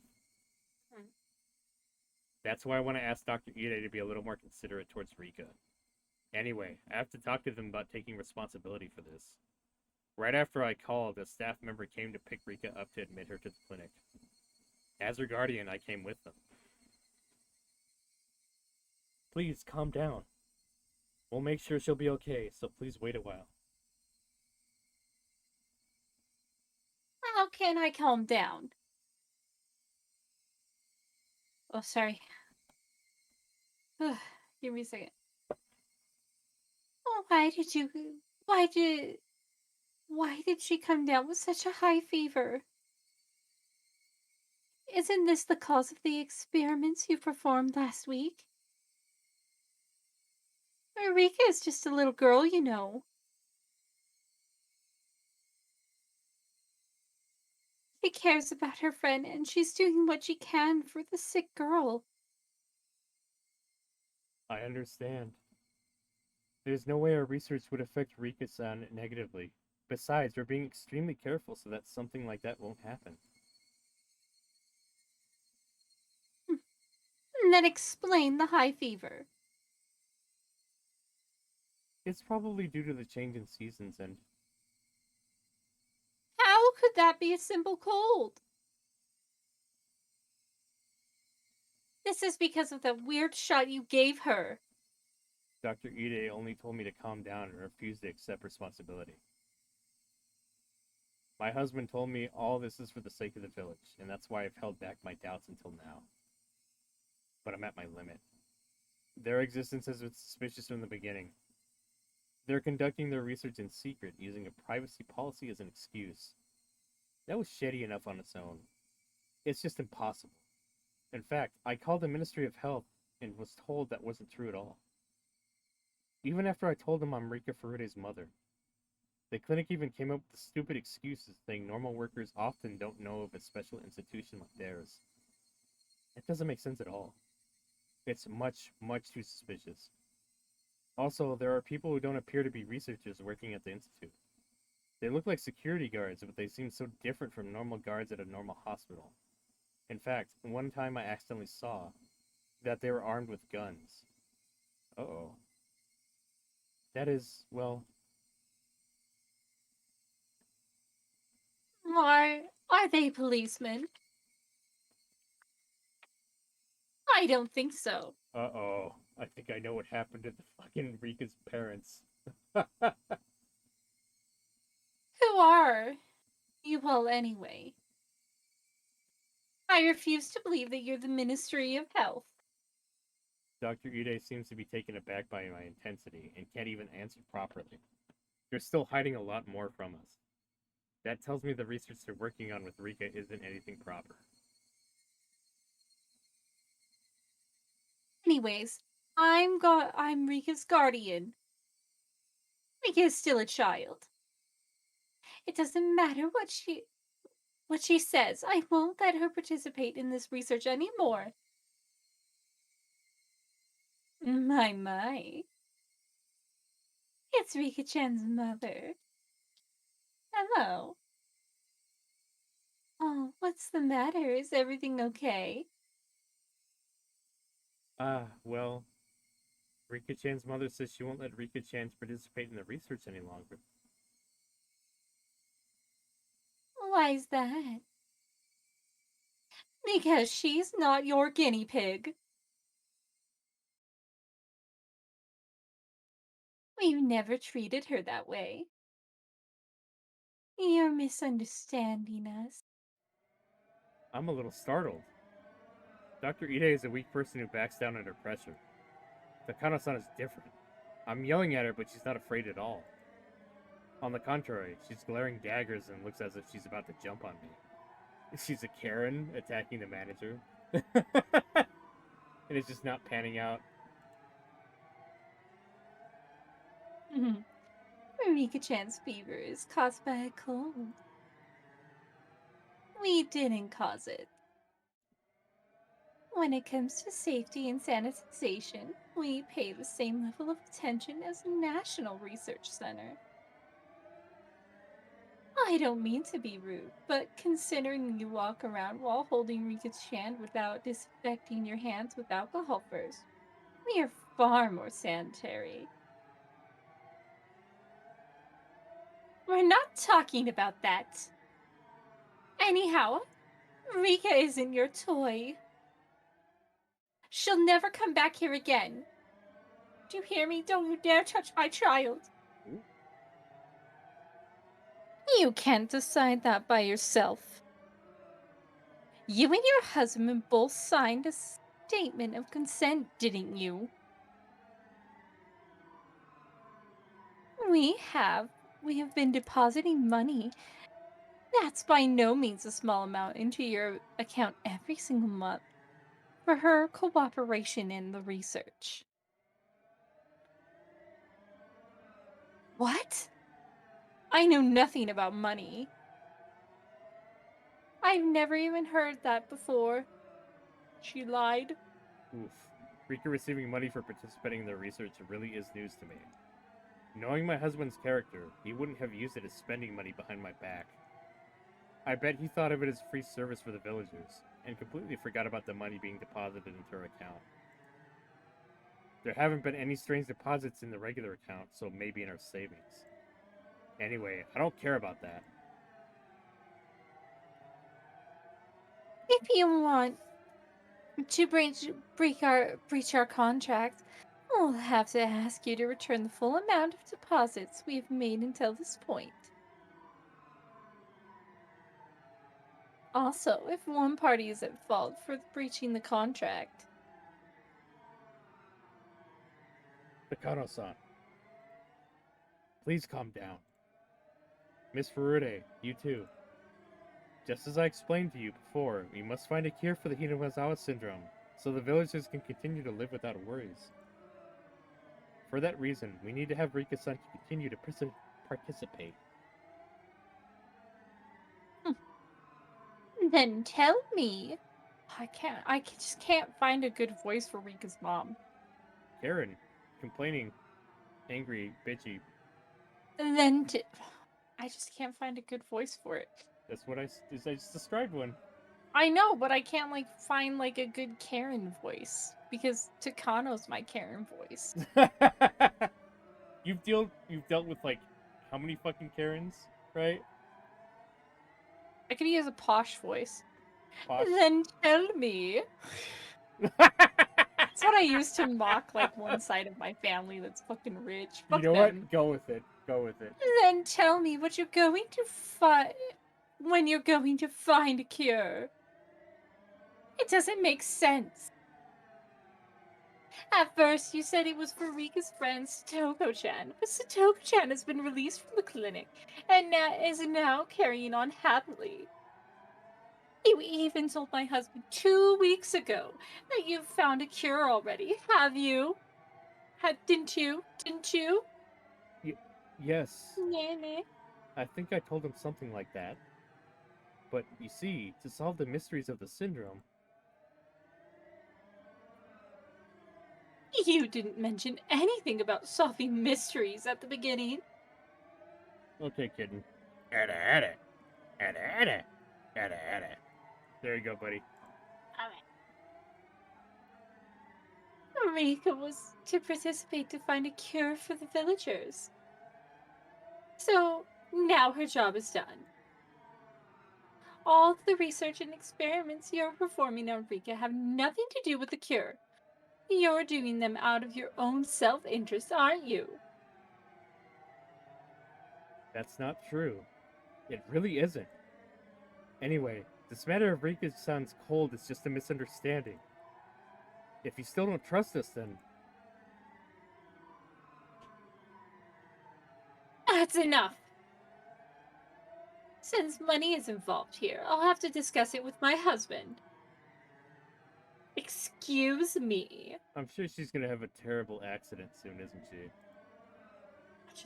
Just a horrible accident. Oh, it's just a really unfortunate accident. So unfortunate. I never would have seen it coming. They were just too shady from the very start. Because of their exaggerated story, Rika and my husband took their side, but it won't work for me. Anyway, I must settle things with them right away. Because Rika isn't their toy. I especially don't trust that woman called Takano. Dr. Ide seems to me like he's still a doctor, but she doesn't. How can I describe her? I guess I can say the glow in her eyes is just unpleasant. She only sees Rika as a guinea pig. I can feel cruelty emanating from her. Neither my husband nor Rika have noticed that. I must protect her. As a mother, I must protect Rika. Welcome, Raiders. Come on and come on and enjoy the show. Good on Oh, Rika's heck. mom. Karai! Welcome, Raiders. Oh, hello. Thanks, Karai, for the raid, man. How was your stream, dude? Good to hear from you, man. You give him a shout-out, Index. Yep. Oh, get chop. I'm faster. I'm faster. Ultimate Chicken Horse. That game is really fucking fun to collab in. Oh my god. I was laughing my ass off the last time we played that. Oh, Index, do you have that? We need to play that if you do. I don't. That game is ridiculous. I love it. Well, I'm gonna have money soon, so I can buy games again. How did your round of Chicken Horse go? And welcome, Raiders. I am the Ice Emperor Penguinato, and I'm currently in the form of Penguinata right now. And I'm here with Index, and we're here reading some Higurashi today. Spooky horror mystery novel. The stream was chaotic and amazing. Yeah. Dude, it was fucking great. When I played last time, me and my friend, we kept, making the goal fucking impossible and putting traps all over it. And we just got in a stalemate because nobody could finish it. Nobody could finish the course. It was great. We had one friend who was trying to be nice and make it possible, and then me and my other friend were making it impossible. It was fucking gold, man. I loved it. Sounds awesome. How's the music making going, Karai? I need to see some samples of your work, dude. I don't think I've ever heard of the music you made. Does Kurai do music? Yeah, he makes his own music. He does commissions That's for people. awesome. Yeah. He's also he's probably like the first VTuber I've seen that's converted from VTubing to IRL streaming. That's really fucking cool. I need someone that cool to show me how to do how to make songs. He has his own guitar and stuff. He does his own instruments. No, I can't play instruments. I'm dumb. I mean like the you know, like singing covers and putting them on YouTube's. Like My parents want to kill me for screaming at almost 1 a.m. Always working hard every day.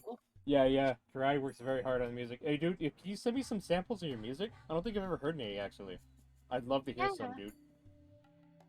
DM me some samples if you have any. I'd love to hear some. I could go for some rock or metal fucking BGM sometime. Spruce up my streams. Work hard every day. You need like a almost like I feel like it's like kind of like a classical music that would like incorporate kind of like a twisted note. You know, Can I put it in the chat? Is it like a link to a website you have or something? Yeah, you can try. If you DM it to me, I can put it in chat if you want. Or you can whisper to me as well. Yeah. Or Kitten Shop. I think you can whisper it to Kitten Shop, and Kitten Shop could put it in too. I'd be down to share your website in my stream. No problem, man. I haven't Karai stream. You have? Oh heck. But yeah, dude, you're also playing Danganronpa, right? How's that going, dude? Did you finish the game yet, or are you still doing it? I know it took me a long-ass time to do that. Many streams for me to do that game. Fuck. Danganronpa? Yeah, I also voiced it by myself for the most part, and my throat just fucking died. I've never played it. It's interesting. It's murder mystery kind of shit. Kind of like Phoenix Wright, and then like investigating crime scenes on top of that, like the Edgeworth game. I don't know if you ever played Phoenix Wright or any of that. It's like Phoenix Wright meets Clue. Yeah, kinda, yeah. I'll send you a video with some of the samples of BGMs I worked on before, for sure, dude. Kitten Shop is everywhere, Jesus Christ. I just finished Danganronpa 1 this week. Tomorrow I'm starting the second one. Oh, jeez. Yeah, I've only done the first. I kind of want to go back and do the others, but it's going to be a huge commitment. And I'm kind of afraid. I'm kind of afraid when I make big commitment games for streams. And I have to do like 20 parts or some shit. 20 streams, 20 streams. But I do want to go back and play the others someday. Just make it into like a YouTube series too. Yeah. We can go through and we can edit your videos. It'll be really awesome. Yeah, it'd be pretty sweet. You want to be my editor, Index? Do you know how to edit videos? I have once dabbled in making AMVs. Well, that's a lot of work doing those. Holy shit. That was back when YouTube was like first coming out and like AMVs were not the same as they are now. Like that was back when everybody was using Movie Maker and getting clips off of LimeWire. Oh Jesus. Yeah, oh, those were the days. I will with the second one actually. You'll make edited videos with the second, you mean? But yeah, That's like awesome. clip compilations are like all the rage for YouTubers right now. Well, it's because their shorts are doing so well. Yeah. That and fucking TikTok is doing really well too for VTubers. Oh man. Well, maybe me and Index can figure out how to edit videos and shit. Or something. One day. I have a Movavi. I have a legal copy of that. A full copy on Steam. Maybe I could use that. I bought it off of Humble. I was like, whatever. Even if I don't use it, the money goes to fucking charity. So I'm like, whatever. I should learn how to do that. Anyway, it's pretty late for me. I gotta go, but have a fun stream, Penguin. Oh yeah, it's all good. Thank you, Karai. Thanks for the raid, dude. It's good to see you, man. Take it easy, dude. Have a great night. Alrighty. Oh, let me stretch. Free stretch. Oh, Free God. stretch. All the bones. Oh, okay. You have bones? Huh? In I said you have form. bones? I thought you were just liquid under there. Oh wait, you're penguinata. Of course you have bones. Penguins have bones. Right? But you're so cute and adorable. I thought it was just all liquid. Nighty night, Karai. No. Although I kind of feel like I'm liquefied sometimes from what happened to me. Just it. Liquefied penguin. Yum yum. Did you read my backstory yet? I keep going to, and then I just don't, and I'm a bad person for it. I thought you were my Like biggest fan. I'll legitimately pull it up, and then I just won't read it. ADHD. I know that feel. I just go into another place. I know it's that like feel. I've been trying to watch Arcane for like a week and a half, and I haven't even watched Arcane. You're at the point where you can't even focus on something you enjoy. Yeah. That's when I went to the psychiatrist. I was like, I'm fucked up. Something's wrong here. Yeah. Basically. Yeah. Well, if you get health insurance, you'll have options. I should be available for health insurance after 3 months, so. Okay, you do that. Alright. Yeah. That's not like you, Takano-san. Getting into an argument with her will only make things more complicated. Are those Karai's YouTube? DM those to me, kitten. I'll check them out later. It's so unlike you. I know. Oh, wow. We're getting lots of new promotions for, Got angry, now we got annoyed. So mad. Annoyed face. Wow. Thank you, kitten.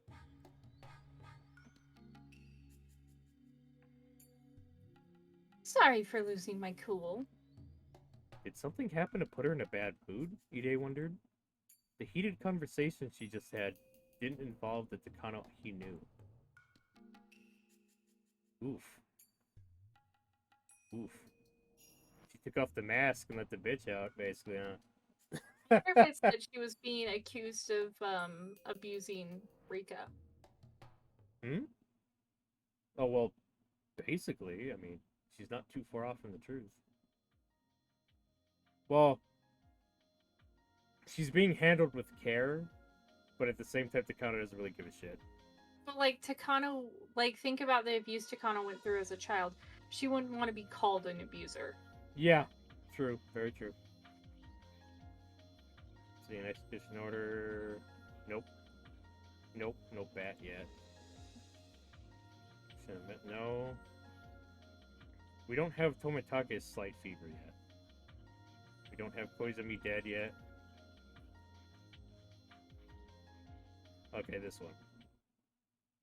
The third sacrifice. The situation has changed. Rika's father suddenly changed his mind about having her help out with the research. When Rika came down with the high fever the other day, her mother, who wasn't happy about her daughter helping in the first place, finally blew up. I was hoping the father would convince her somehow, but now he seems to be on her side. Rika's father didn't get emotional like her mother, but he demanded that he make our research plans for Rika clear. And that we finish our research within 3 months at most, which was completely unrealistic. Research can't have a deadline. That's out of the question. We cultivate results by grinding down our knowledge, skills, and time. To take time away from us is like taking away what's vital to live. How could he say such a thing? Curses, curses, curses, curses. Rika's parents are only saying that because they don't know anything about scientific research. However, as they are the parents of the Queen Carrier, we are completely lost about what to do. Tests and experiments on the Queen Carrier are an essential part of our research into Hinamizawa syndrome. Her existence is the focal point of our work. To lose her would be like losing your sense of direction out in open water. Rika is providing her cooperation with our research, but the withdrawal of her guardian's consent could be a setback. The situation is extremely dire. Rika's parents are only interested in finding a cure, but to me the cure is only a small part of solving the mystery. I can't let her go. Our indifference is causing this predicament? And it's not only them, the same is happening between Ide and me. He thinks it's inevitable that we need to stop the research if Rika's parents refuse to consent. That's understandable. From the beginning, Ide never had the determination to solve the mysteries of Hinamizawa syndrome. He won't back down from the research assertively, but he will passively by agreeing with Rika's parents. Is that the attitude of our researchers trying to unravel mysteries? He's the type of man who would step on my grandfather's research with his dirty feet. He is nothing but a coward who is in this half-heartedly. He started to feel guilty over his past the moment he saw blood. He isn't qualified to even be involved in researching Hinamizawa syndrome. He is simply an outsider who joined in because of our client's demands. If I were a man, he wouldn't be here. He wouldn't be here in the first place. While it's true he produced wonderful research with his development of a cure, he seems to think it's alright to close up shop with that.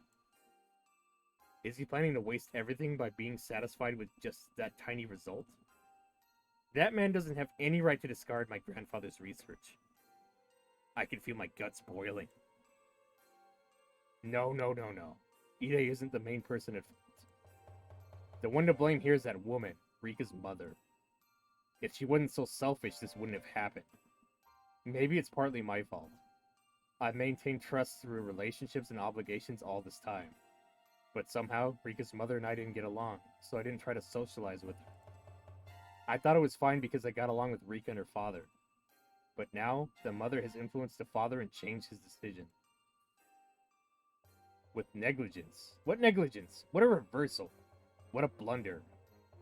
Ide is saying we should talk to the office in Tokyo about what to do next. But I know once the Tokyo office finds out about this, they'll order us to shut the research down.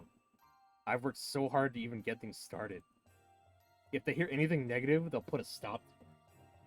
I've come too far to complete my grandfather's research. I can't let it be stopped. I still have a little time to think about this. I need to calm down and analyze this carefully. I've always come up with a great plan when I drink my favorite tea and bite my nails like this. I looked up the ceiling and closed my eyes, as tenderly as possible. There were times where I couldn't find a solution, but someone else came up with a simple one. I've been able to overcome everything that's been thrown at me.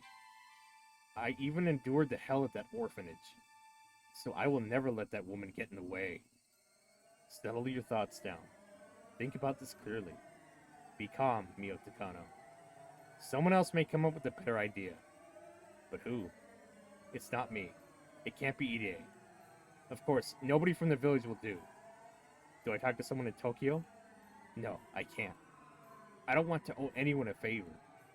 Even Koizumi-sensei would be disgusted if he finds out I can't solve such a simple matter by myself.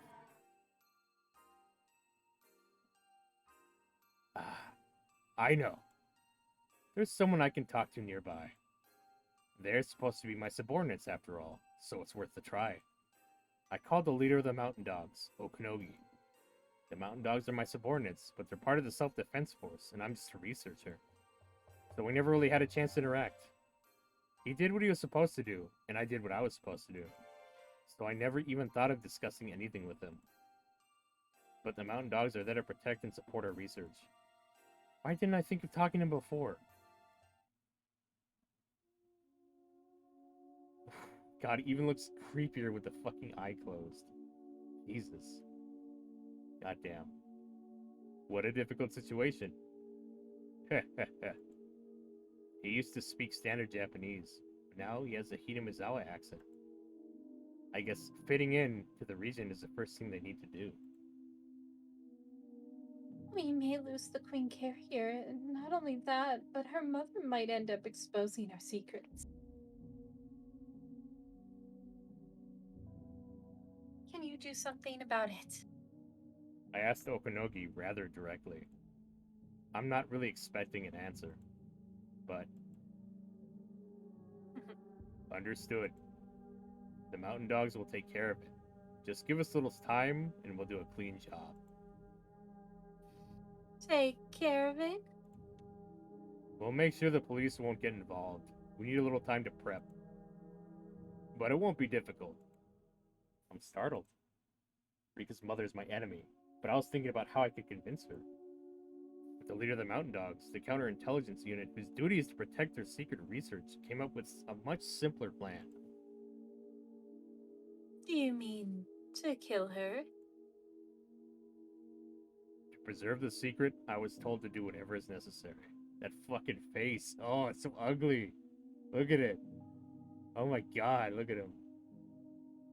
Index, what the fuck? Why? It's a true artist to make ugly people. Like, this fucking, like, you can't make this guy's face look not fucking weird. Oh my god. Of course, we won't do anything until we get an order. Right. This is a very simple problem to him. Rika's mother has started to interfere with their research. Not only that, there's a chance she might talk to people about the Institute. So they will eliminate her. Ah, that sounds like a good idea. Can you do a good job of it? That's why we're here. This will be our biggest job since the kidnapping of the minister's grandson. I remember now. The Mountain Dogs are the ones who kidnapped the grandson of the Minister of Construction and used that to blackmail him. It has been a few years, so I completely forgot about that. They did such a marvelous job then. That's right. That's right. That's right. I have the Mountain Dogs on my side. Can you get on it right away? We could easily kill her, even tonight. But that'd create too much of a fuss. We'll make it look like she disappeared. So give us a little time to make some arrangements. Just like a cat's eye under a bright light, I can feel something in the back of my eyes light up, open up. Up until now, I've been racking my brain trying to figure out how to make her my ally, or at least make her surrender or pacify her. Yet, one order to this man, and the problem's easily solved. I feel like a bird taking its first flight. Ah, how easily I can get rid of that annoying mother. All I have to do is give an order. I feel grateful to Koizumi-sensei for giving me such terrific subordinates. What a wonderful power he has given me. I was taught that all people are equal. But if I have the power to control people's lives, then that means I'm more important than they are. What a feeling it is to be above others. So, did you just want Rika Furude's mother to disappear? Eh? Well, wait a minute. Does he mean only Rika Furude's mother? I can feel chills all over my body. If possible, maybe I should have her father disappear too. Rika's willing to help. She has no other relatives in the Furude family. If both parents die, she has to depend on someone. The Ide Institute can support her. We can give her status, money, and protection. We can give her everything. By doing so, maybe it's possible to make her one of us, rather than just having her as a helper.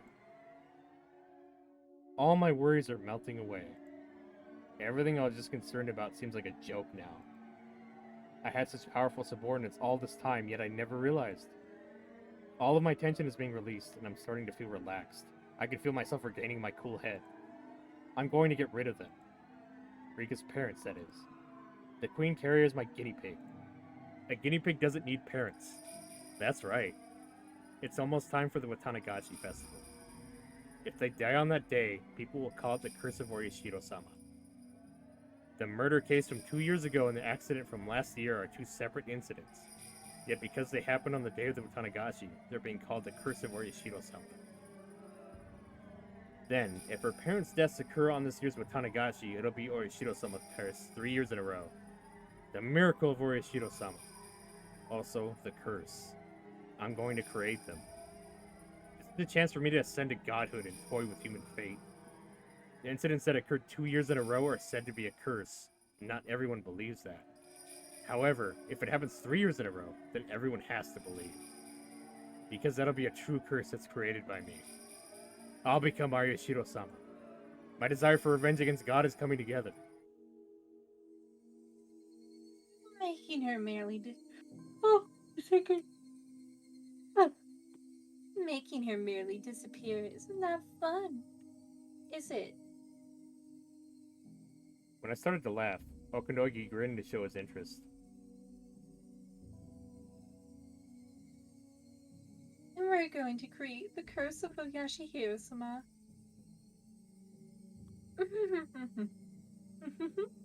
I can't just let her die. She'll be demoned away and I'm going to enjoy dissecting her alive. Of course, I won't just have fun. This will be extremely useful for her research. After all, she's the previous Queen Carrier. Oh fuck. She gon' cut her open. Chop chop. Chop chop chop.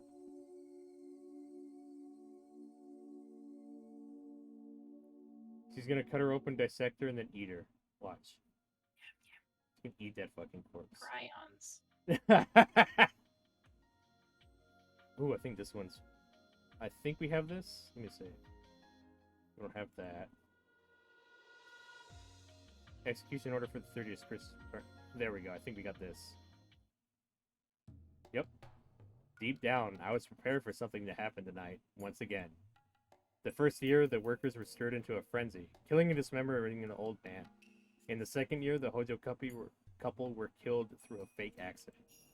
Since the dam protests, only people who have been hated by the villagers died on the tail of Tanagashi.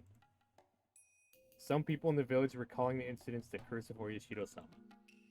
Now that the dam protests are over, there would be no meaning in the village's enemies being killed on the night of the festival, I thought.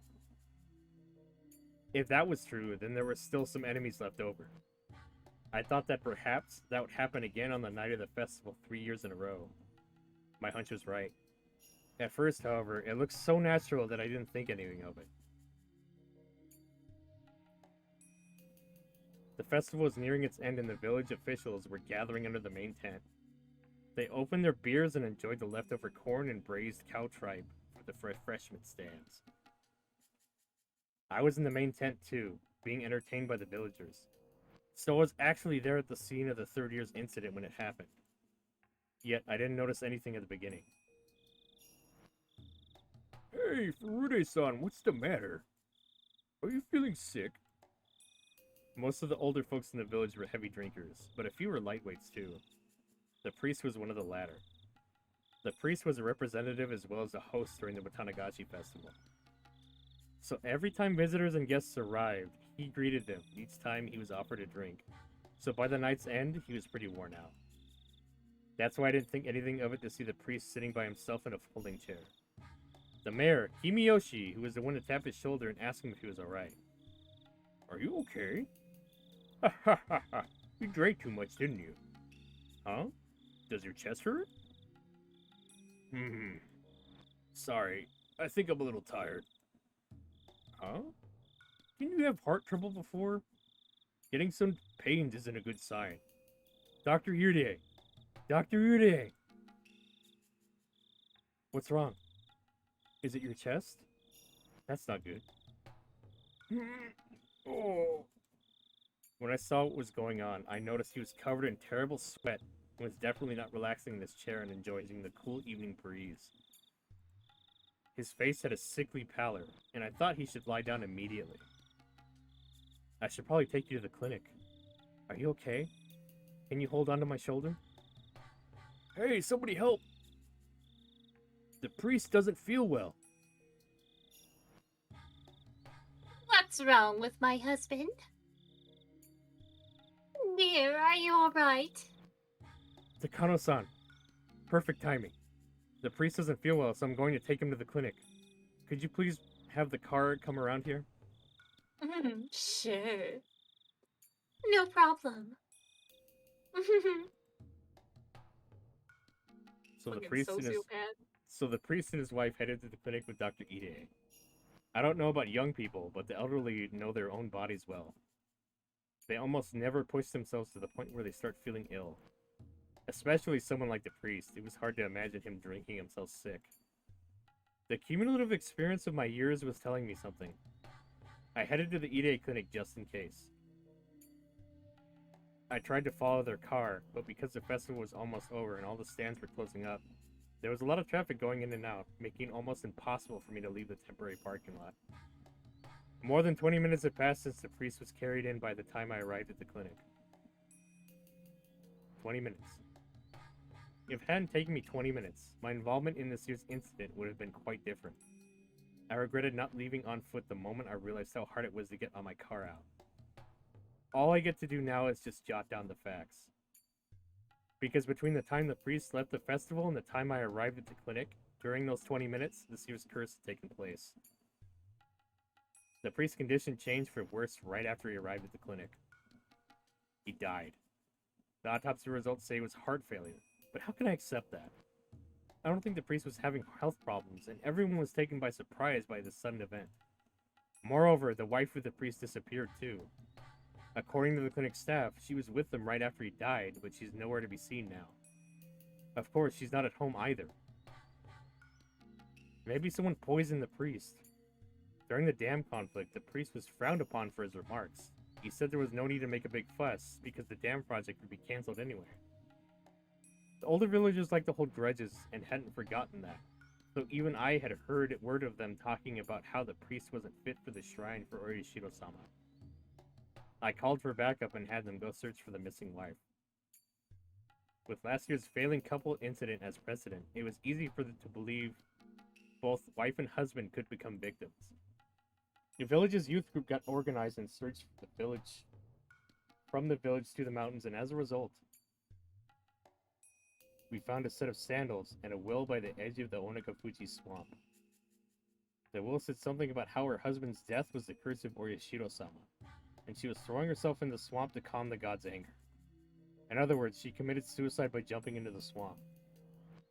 Legends say that the swamp is bottomless as connected directly to hell. Once you sink, you'll never come back. Divers from the police department searched the swamp, but her body was nowhere to be found. Of course it wasn't. It wasn't in there. Of course not. They ate the body, remember? Gotta keep her alive and dissect her for a little bit. And then eat her. Yum yum yum. The past two mysterious incidents were solved individually, just as the higher-ups say, but something is odd about this year's mysterious death. The ill priest was carried to the clinic. His wife accompanied him. Within 20 minutes, the priest died of heart failure, and the wife either committed suicide or disappeared. The death of the priest may really have been a fatal heart attack. But for his wife to assume that it was the curse and to commit suicide by jumping into the swamp, for all that to happen in 20 minutes just doesn't seem natural. The Furude family has no relatives. Even if she was a true believer in Orishiro-sama, how could she commit suicide while leaving behind her one and only daughter? Ide is hiding something too. But he's just a village doctor, which means he's nothing more than their pawn. If this is all conspiracy to assassinate the priest, then there is someone who's pulling the string. I had been starting to think that trying to tie the past two incidents in the village so forcefully was a bit overbearing for me, but this incident was enough to convince me that the series of cases involving mysterious deaths in Himanazawa were all grounded in one intention. This incident has countless numbers of discrepancies, but someone from the village seems to be putting pressure on high command. And just like the past incidents, this one will be treated as an individual case and end up being forgotten. Since it happened 3 years in a row, everyone in the village will say it's the curse of Orishiro-sama. I think that's the corporate's goal. After the war, belief in Orishiro-sama became antiquated. Is someone committing these murders as a ritual to restore that god's dignity? The one pulling the strings must be the Sonozaki family. A few months passed. Oryo Sonozaki said something like, it was natural for that priest to be cursed by Orishiro-sama, and so the priest's case was lumped together with the mysterious Hinamizawa deaths, otherwise known as Orishiro-sama's curse. At first, I simply wanted to avenge the old man. But now that the case had grown into an abnormal one, centered on the village's faith, Damn it. The old man's killer is human. I won't let it be pushed off onto someone, some nonsense curse.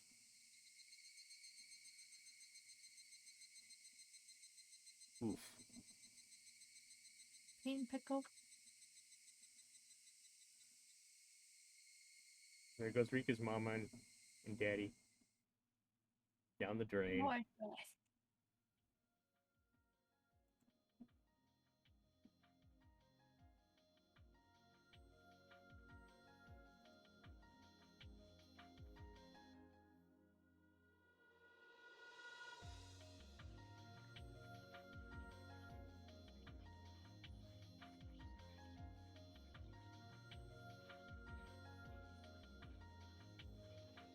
I think this one?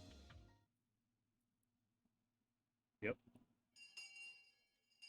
Oh, I gotta stretch. Oh, thank you, kitten.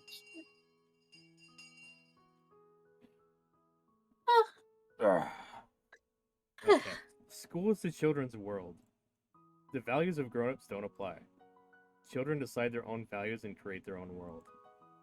So the rules of the grown-up world of the village don't mean anything here. Even when the villagers badmouth the Hojo family and try to isolate them, that has no meaning at our school. In the children's world, children decide the rules. Rules they think are irrational don't exist here. That's why. As a representative for the children here, I vow that I will never let any irrational rules come into our world. Within the school, no harassment is allowed toward the Hojo siblings. In the very beginning, some boys teased Satoko, but they were punished severely, and it hasn't happened ever since. That's the least I can do to resist the madness of the village. So I hope Satoshi and Satoko both feel that the school is a safe place for them. Satoshi must notice my concern because he often smiles when he's here. However, I never see Satoko smile. Satoko's classmates used to try to cheer her up, but soon after, they decided that it was the best to just leave her alone.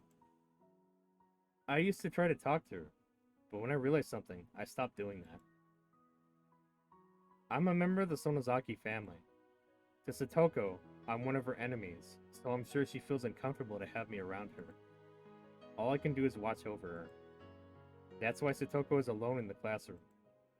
That said, Rika-chan is always hanging around with her. Even though Satoko told her she was annoying, Satoshi too is always beside her. Those two are the only ones who remain by her side. It isn't limited to Satoko, of course. The malicious isolation is still continuing towards the Hojo family. Because her hysterical aunt is so hostile toward her neighbors, there's nobody who sympathizes with her. It's wise to know there are fights worth picking and also fights better set aside.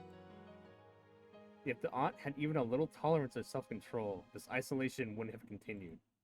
Of course, the villagers were the ones who forced them into that role, even though they weren't related to the issue. But if she had stayed quiet, then it wouldn't have gone so far.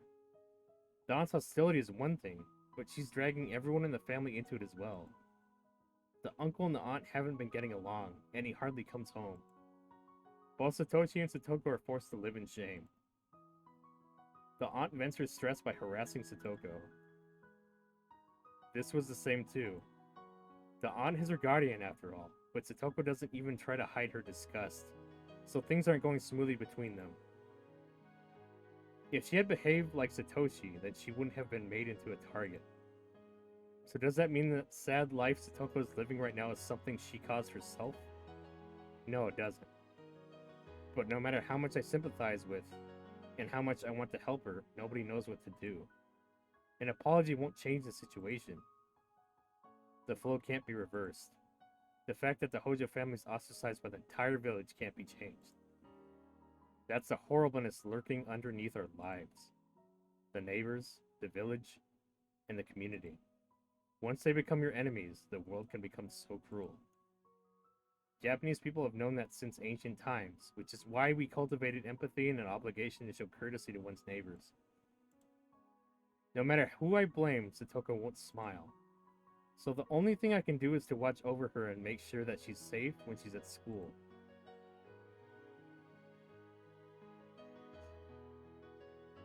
Thank you. Thank you, Mion. Eh? Sorry, what? I just want to thank you for being so concerned about Satoko. Satoshi kind of appears absent-minded, but sometimes he says things as if he can read your thoughts. I tried to deny it since it's out of character for me, but he smiled as if he could tell exactly what I was thinking. Satoko's just forgotten how to smile. When she's at school, she can let go of a little tension for a while. I'm sure she treasures that time. That's basically the only thing this old man can do for her. That's not true. I really appreciate it. Stop that. You don't need to say that. Besides, my family is the one who's causing all this grief. I don't think that way.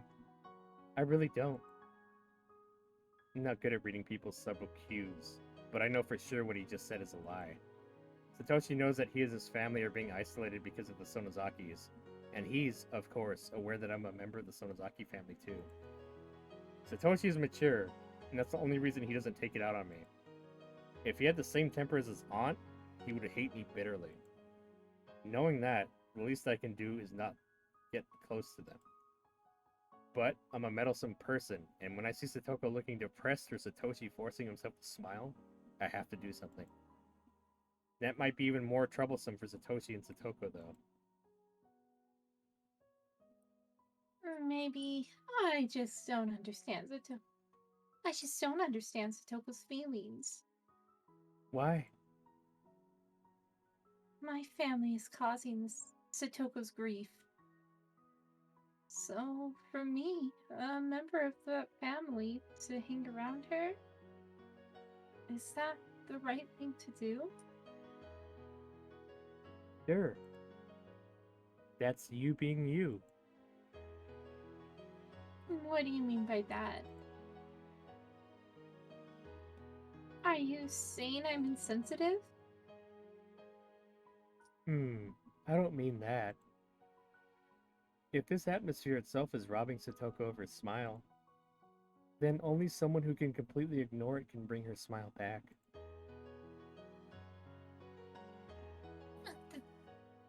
This old man can't tell if you're trying to compliment him or not. You're mean. I'm not ridiculing you, really.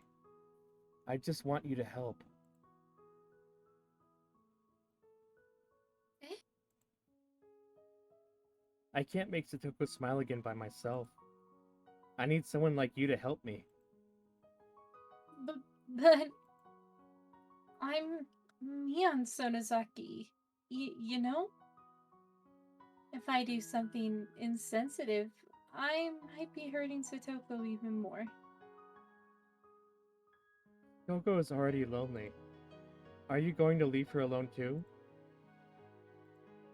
This is the first time Satoshi has asked me for something so aggressively. Satoko is a very important person now.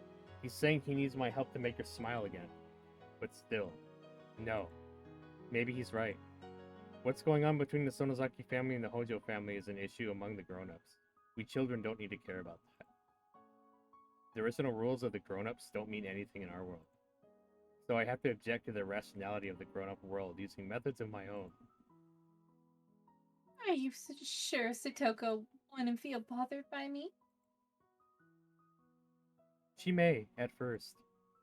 But I'll be with you. I'll be with you, Mion. So she'll open up right away.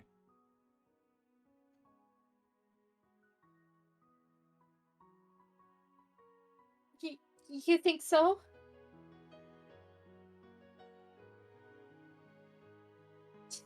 Should we do something after school today? If we go home first, her aunt might say something, and we might not be able to go to leave.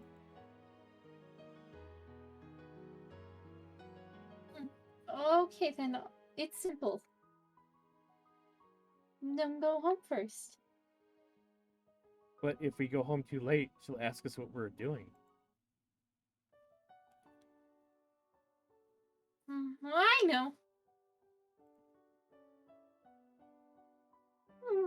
Why don't you join a club? A club? Yeah. Tell her you're going to make an after-school club. Tell her that you're doing something after school before going home.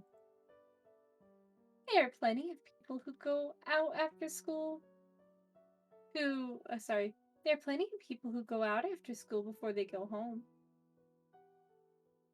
That'll be no problem. But if we mess up our clothes, our aunt will say, Okay, then we'll do something indoors. Then your clothes will stay clean. indoors? Do you mean in the classroom? But wouldn't Chi-sensei say something?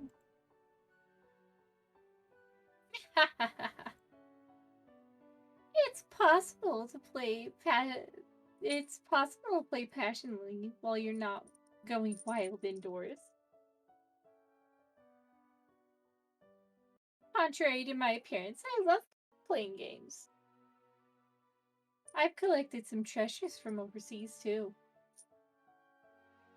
Some of the manuals were written in English and are a little complicated, while some of them you need someone to play with, so a lot of them are just sitting in the storage room. Do you think Satoko can play those too? Sure. If you don't know the rules, then we'll just make them up. As long as everyone is following the same rules, it's totally okay. I said it so confidently, but would bringing games from home and asking Satoko to play with us actually make her smile again? What have I got to lose? Maybe I'll bring one of the board games tomorrow. Oh, also, Mion, I have something else I want to ask you. What? This old man is all ears. I am looking for a part-time job. I thought if I could get her a nice birthday present, that might make her feel better. Oof. We know how that Ow. goes. We know how that goes. Pain Pickle. Pecco Pain. Pain Pickle. Pecco Pain! Pickle Pickle. Alright, so we got the part-time job, I guess, now? Nope. Nope. Nope. Nope. Okay. Nope. I think we have this? Yeah, I think so too. Yeah, we do.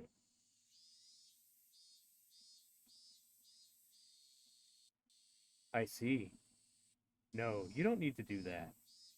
You're a promising member of the Hinamizawa Fighters. Save your spot. So you can come back anytime, okay? I don't know about that, though. I have no idea when I can come back, so I thought I should resign at least for now. Satoshi-kun says he wants to quit the Hinamizawa Fighters. I know very well Satoshi-kun and Satoko-chan's situation, so I was expecting that he might say this.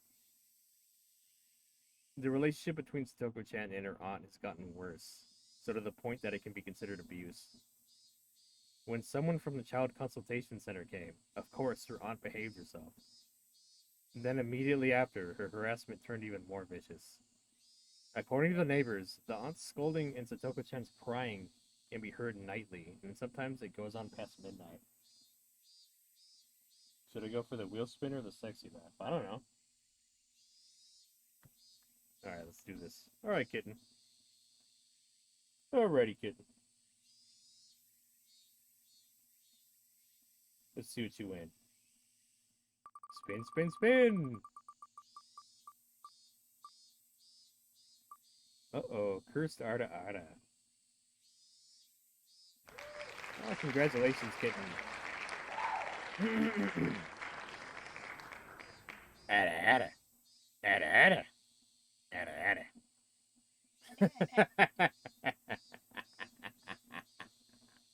Hope you like that, kitten. There you go.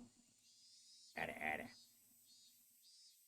According to the neighbors, Don's scolding and Satoko-chan's crying can be heard nightly, and sometimes it goes on past midnight.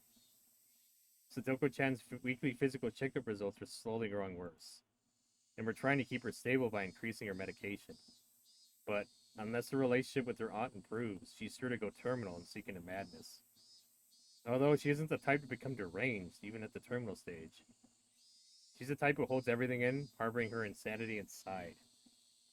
Just like she pushed her parents off the cliff 2 years ago. Satoko-chan may kill her aunt. Thanks to the mountain dogs, the incident was resolved as an accident, and Oichi stepped aside, although he is still suspicious. If something like that happens again around Satoko-chan, he's sure to investigate her mercilessly. I can't do anything more about Satoko-chan's environment changing for worse. So I'm not surprised to hear that Satoshi-kun wants to quit the baseball team so he can be with her sister more. Actually, I'm starting a part-time job. That's why I can't come to practice. A part-time job? Is there something you want to buy? Yes.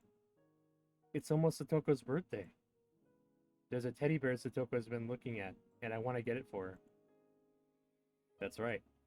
I remember the birth date on her insurance card. I think it's June 24th? Right after the Tanagashi festival. I see. You're such a good brother. I'm sure Satoko-chan will be thrilled. I hope so. I can tell Satoshi-kun is also stressed out. To him, seeing Satoko-chan harassed is the same thing as being harassed himself. His stress can be released through moderate exercise, such as with sports and also with plenty of rest. If Satoko-chan is being yelled at nightly, then it's easy to figure out that Satoshi-kun isn't getting enough sleep either. I don't know what kind of job he's starting, but I don't think he'll be able to vent his stress on it. In fact, I don't like the idea of Satoshi-kun taking a part-time job, because he's already so worn out in every way. I asked him if he wanted me to help him pay for the present, but of course he declined the offer. It's a present for him, so he wants to earn the money himself. From him, not him. For him, from him. Blech. He's taking this part-time job only to earn enough money to buy Satoko-chan's present, so it'll be a temporary thing. If it's for a short period of time, maybe it won't be that bad. While I went to stop him from working because I don't want him to get even more stressed, since he says Satoko-chan's birthday is near, I don't think I can stop him. Satoshi-kun is determined. If I say any more, I may lose his trust, so I'll have to accept his leave of absence. Oh, coach? Can I maybe borrow a bat? Beat that bitch with a bat. Oh, God. Oh.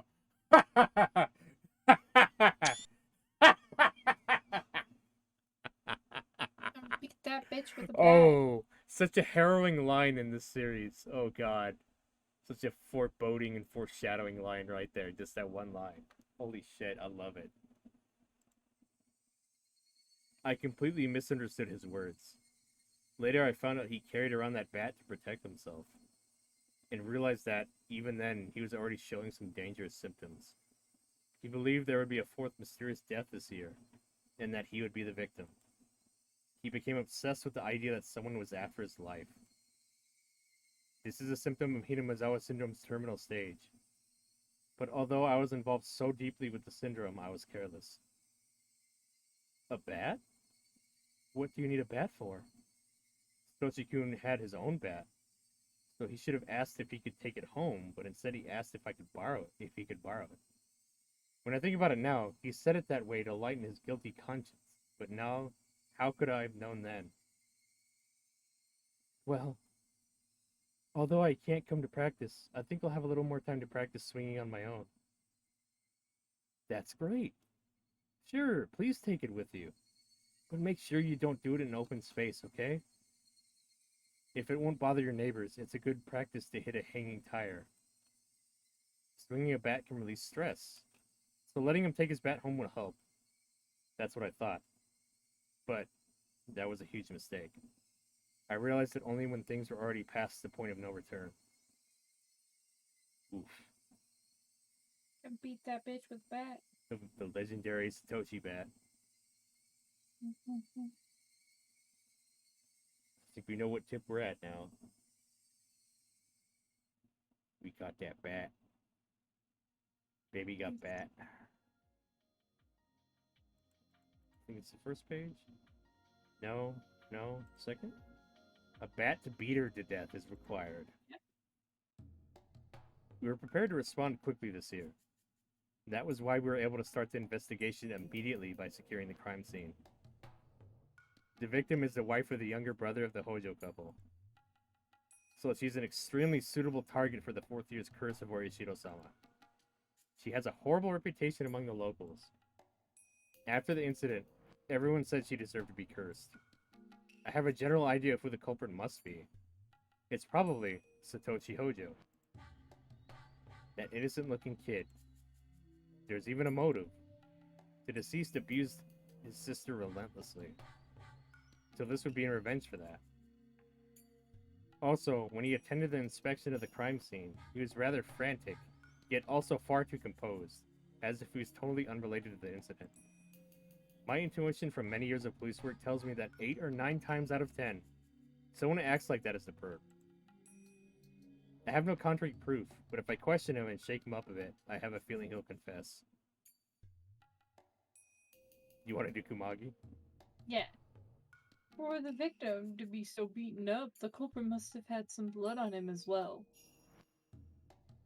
If we can find that, we'll have proof. Unless he's a complete fool, I'm sure he's already gotten rid of it by now.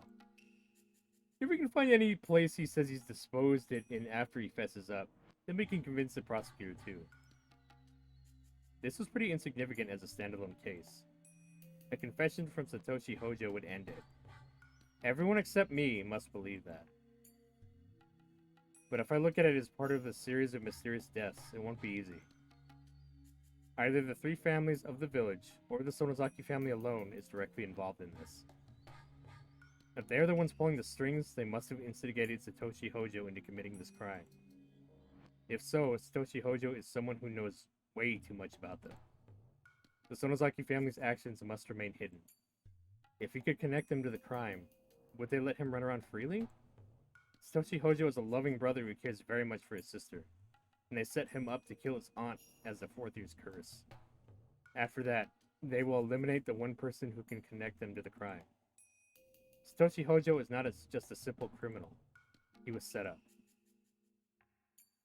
And after that, my suspicions were confirmed, for he abruptly vanished. He disappeared in such a puzzling way.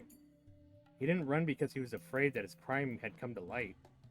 Another culprit came into the picture. He was already arrested for a different crime, and furthermore, he died while in prison. He confessed to the information only the culprit himself would have known. Therefore, he must be the culprit. But as he's already dead, the investigation was closed. Then Satoshi Hojo disappeared a few days after the festival. It's obvious someone doesn't want Satoshi Hojo to be connected to this incident. My boss put pressure on me to close the investigation and to file Satoshi Hojo's disappearance as a separate incident. He even handed the case over to a different section. The way this case is closing so rapidly greatly resembles the same trick used 2 years ago with the Hojo couple's accident. There's no doubt it's the work of someone who can put pressure on the police. As it happens, the Sonozaki family is the only one who can actually exact influence on the police department here in the Hinamizawa area. They may think their trails are covered, but this points towards them more clearly than anything.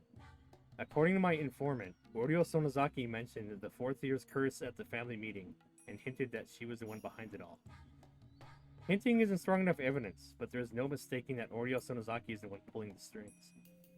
I know they're the ones who did in the old man, but I just can't grab them.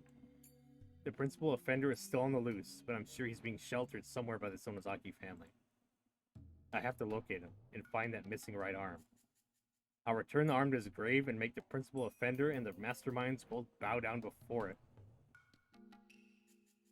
However, just like how Satoshi Hojo disappeared, it's possible the principal offender has already been eliminated. I bet he's already been killed and buried somewhere nobody can find.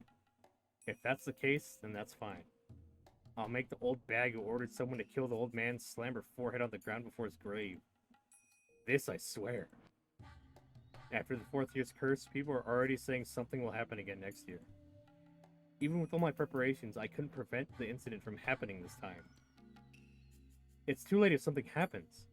I must keep my eyes on the core of this village before something takes place. There's a reason why I can't get to the bottom of this by next year. Because I'm retiring. My mother has been wanting to go back to her hometown in Hokkaido, and for a long time she's been asking me to move there when I retire.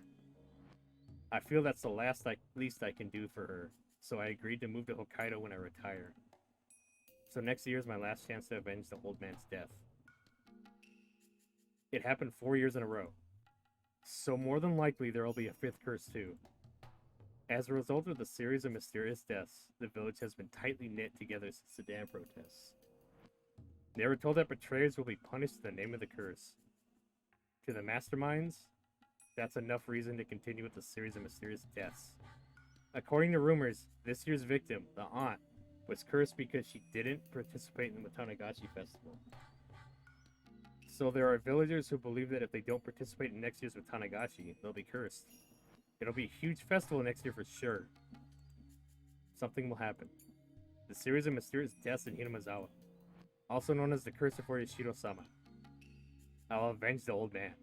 I definitely will. Ooh.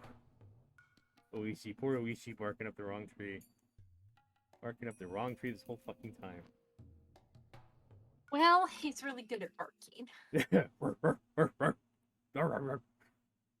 I feel like he is small dog. He's small. Small dog. Small dog. So the aunt's dead, so I believe this is it next. Yeah, I think so. The village was in an uproar because the 4th mysterious death in a row, which everyone believed would happen, actually did. Toko-chan's aunt was killed.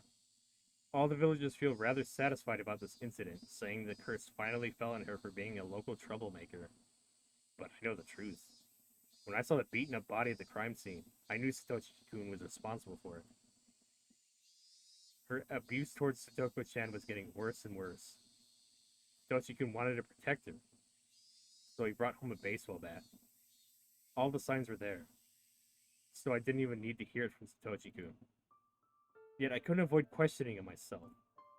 I felt bad for the Hojo siblings, who had no one on their side, so I tried to be their ally. In the end, I failed to be any help to them. The phone rang. It was Satoshi-kun. He's never called me before. What happened? Does he want me to help him? If so, I will. I truly feel that way. Hello, Coach? Sorry to bother you while you're at work. Oh, don't worry. What can I do for you? I can't think of anyone else who has a car.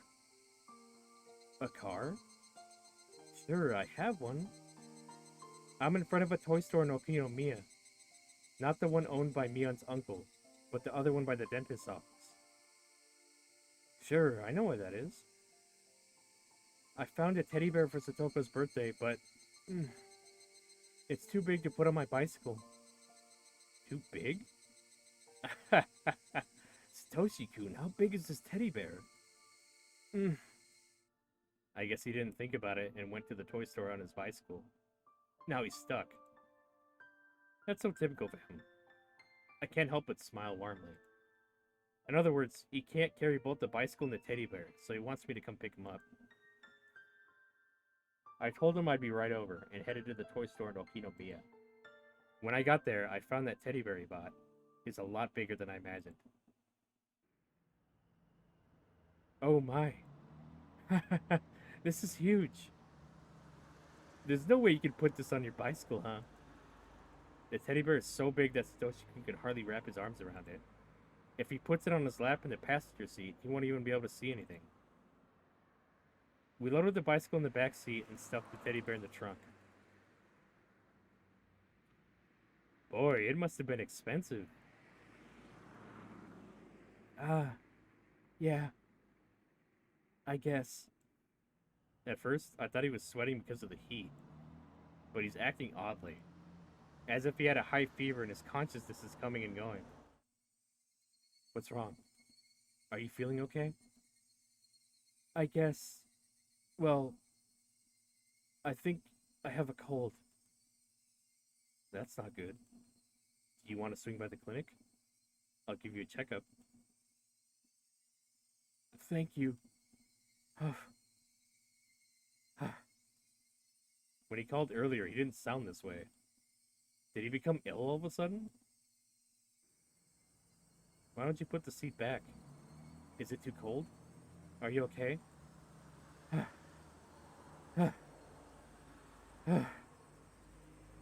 His face is turning pale. I can tell he has a high fever.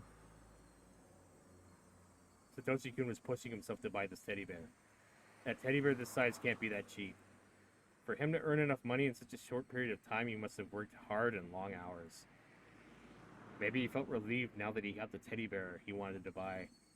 It's not unusual for a person to collapse after reaching his big goal. I'm proud of you for earning enough money to buy such a huge teddy bear. Stoko-chan will be so happy. I hope so. I'm sure she will be. I guarantee it. Our aunt is gone. Our uncle isn't coming back. There's nobody who can hurt her anymore, right? That's right. There won't be anyone who can hurt her. So you can relax now. Our aunt is gone. Right? She died. Right? Yes. She is dead. I performed the autopsy. There can be no mistake. She'll never abuse Satoko-chan again. Are you sure? Did you really confirm that she's dead? Yes, I sure did.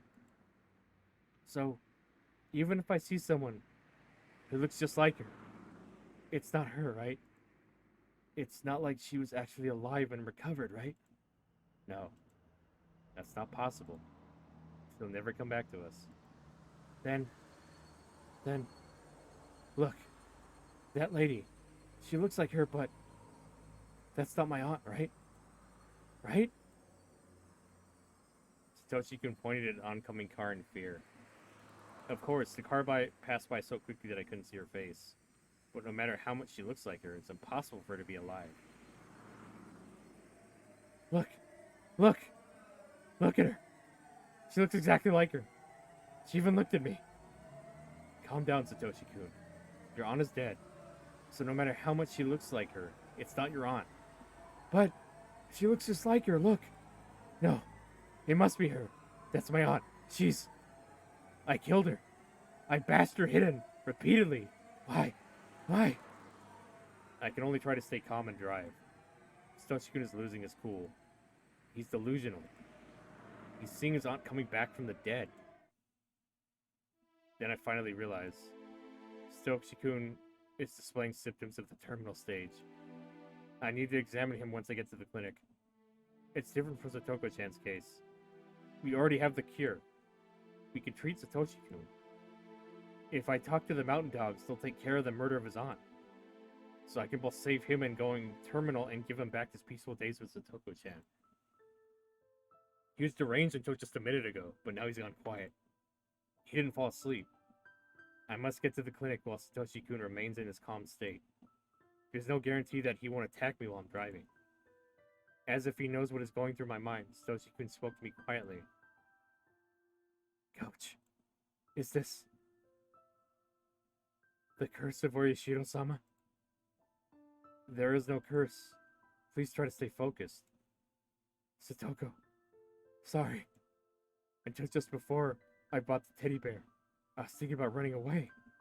That's why Orishiro-sama got angry. I'm a failure as a big brother. I'm... You don't need to say anything. Close your eyes and get some rest. We'll get to the clinic soon. Then I'll give you some medicine, okay? I feel like there are maggots in my blood. It itches. Don't scratch. Don't claw at your throat. We arrived at the back door of the clinic. I slammed the brakes and stopped the car. Satoshi-kun had already started to claw at his throat. I can't stop him by myself. I asked for some help through the intercom. some staff members came out immediately. Maybe Satoshi-kun was surprised to see so many people at once because he started to resist. I don't even need to run tests. He's at L5. He's reached the terminal stage and his thoughts must be filled with delusions. Maybe he thinks that the staff members want to kill him. The staff members pinned his arms and legs down and gave him a shot to put him to sleep. Coach! Coach, please! Help me! Don't worry. I'll make you better, so please relax.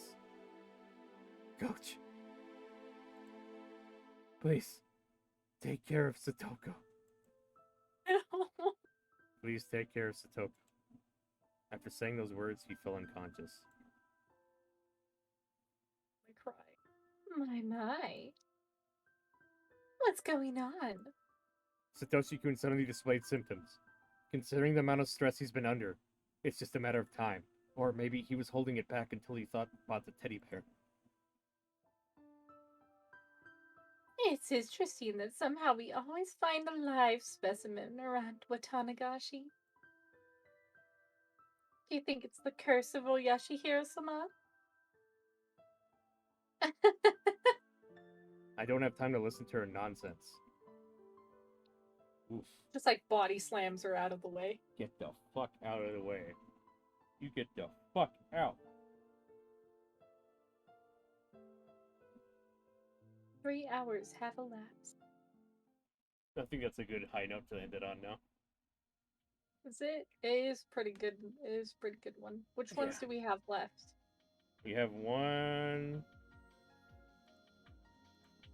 2, 3, 4, 5, 6, 7, 8, 9. 10, 11, 12, 13, 14, 15, 16, 17, 18, 19. So we have a couple to finish up the first 5 pages and then pretty much all the last 2. Yeah, the first page is completely finished. No, this one still needs to. No, it's not. It's marked with the cyan. But it's broken. The broken glass means we have to do it, so. Oh. That means we tried it and it got fucked up. But yeah, that's a good... We're finally finding out what happened to Satoshi. I'm like, what the fuck? I want to know what happened to him. Because... I love Satoshi. Like, even though we never found his corpse, so... I mean... what the fuck happened? What if he is still alive? I have no idea. I don't know. They might be able to save him and he runs away, or he dies there. I don't know. Fucking... Takano might be like, fucking cut him up. Cut him up. Fucking cut him up. Bitch. But yeah, we're gonna wrap it up there, guys. Thank you, everybody, for coming to hang out. I appreciate it. That was quite a lot of revelations there. Oh my. I think we're coming close to the end for the tips. Ren tells me after the tips there's like a... Her name is... Some kind of... There's like a big, I guess, school life session after that. And then the ending. And then afterwards, we have to do it again. We have to do the tips again in a specific order. Right? Mm-hmm. So, and then we get some, like, special, like, extra tip ending or something. Special, super secret, special sauce ending. Yeah, something like that. Yeah. Switch back to just chatting for a minute. Yeah. Okay. I need to get the schedule figured out. I'll do that after stream. Yeah. Thanks for coming to hang out, everybody. We got lost in Tith Maggot's prank. Okay, let's fix who do I want to bring. I've been on a kick of wanting to raid somebody I haven't raided before. Do it. Bet you won't. Hina Bobina. I love her name. She is playing Blasphemous. Ooh, I love that game. That's a good violent action Metroidvania kind of game. And I think new DLC just came out for it. Oh, God damn it, I gotta go back and play it now. Yeah, let me just check to make sure she's still going. Don't you love it? Have you rated somebody right when they're ending their fucking stream before, Index? Yes, actually, and then they were like, I'm gonna sit here for a little bit longer now that you rated me. And I'm yeah. like, oh, You feel awful for doing that. It's fucking great. It was the worst when me and like 2 other people raided the same person at the same time, and they were just about to raid someone else, and they're like, "I'm so bad." So you just converged into some mega raid for somebody else? Mega raid for someone else. That's funny. Okay. Bina. Oh, Bina. Dude, her model is gorgeous. Absolutely gorgeous. I love it. But yeah, everybody, thank y'all for hanging out. Y'all have a good night, and I'll catch y'all. I should be taking tomorrow off, so I'll see y'all Wednesday. We'll do some more Higurashi. What's he? Yeah, but have a good night, everybody. Good night. Right.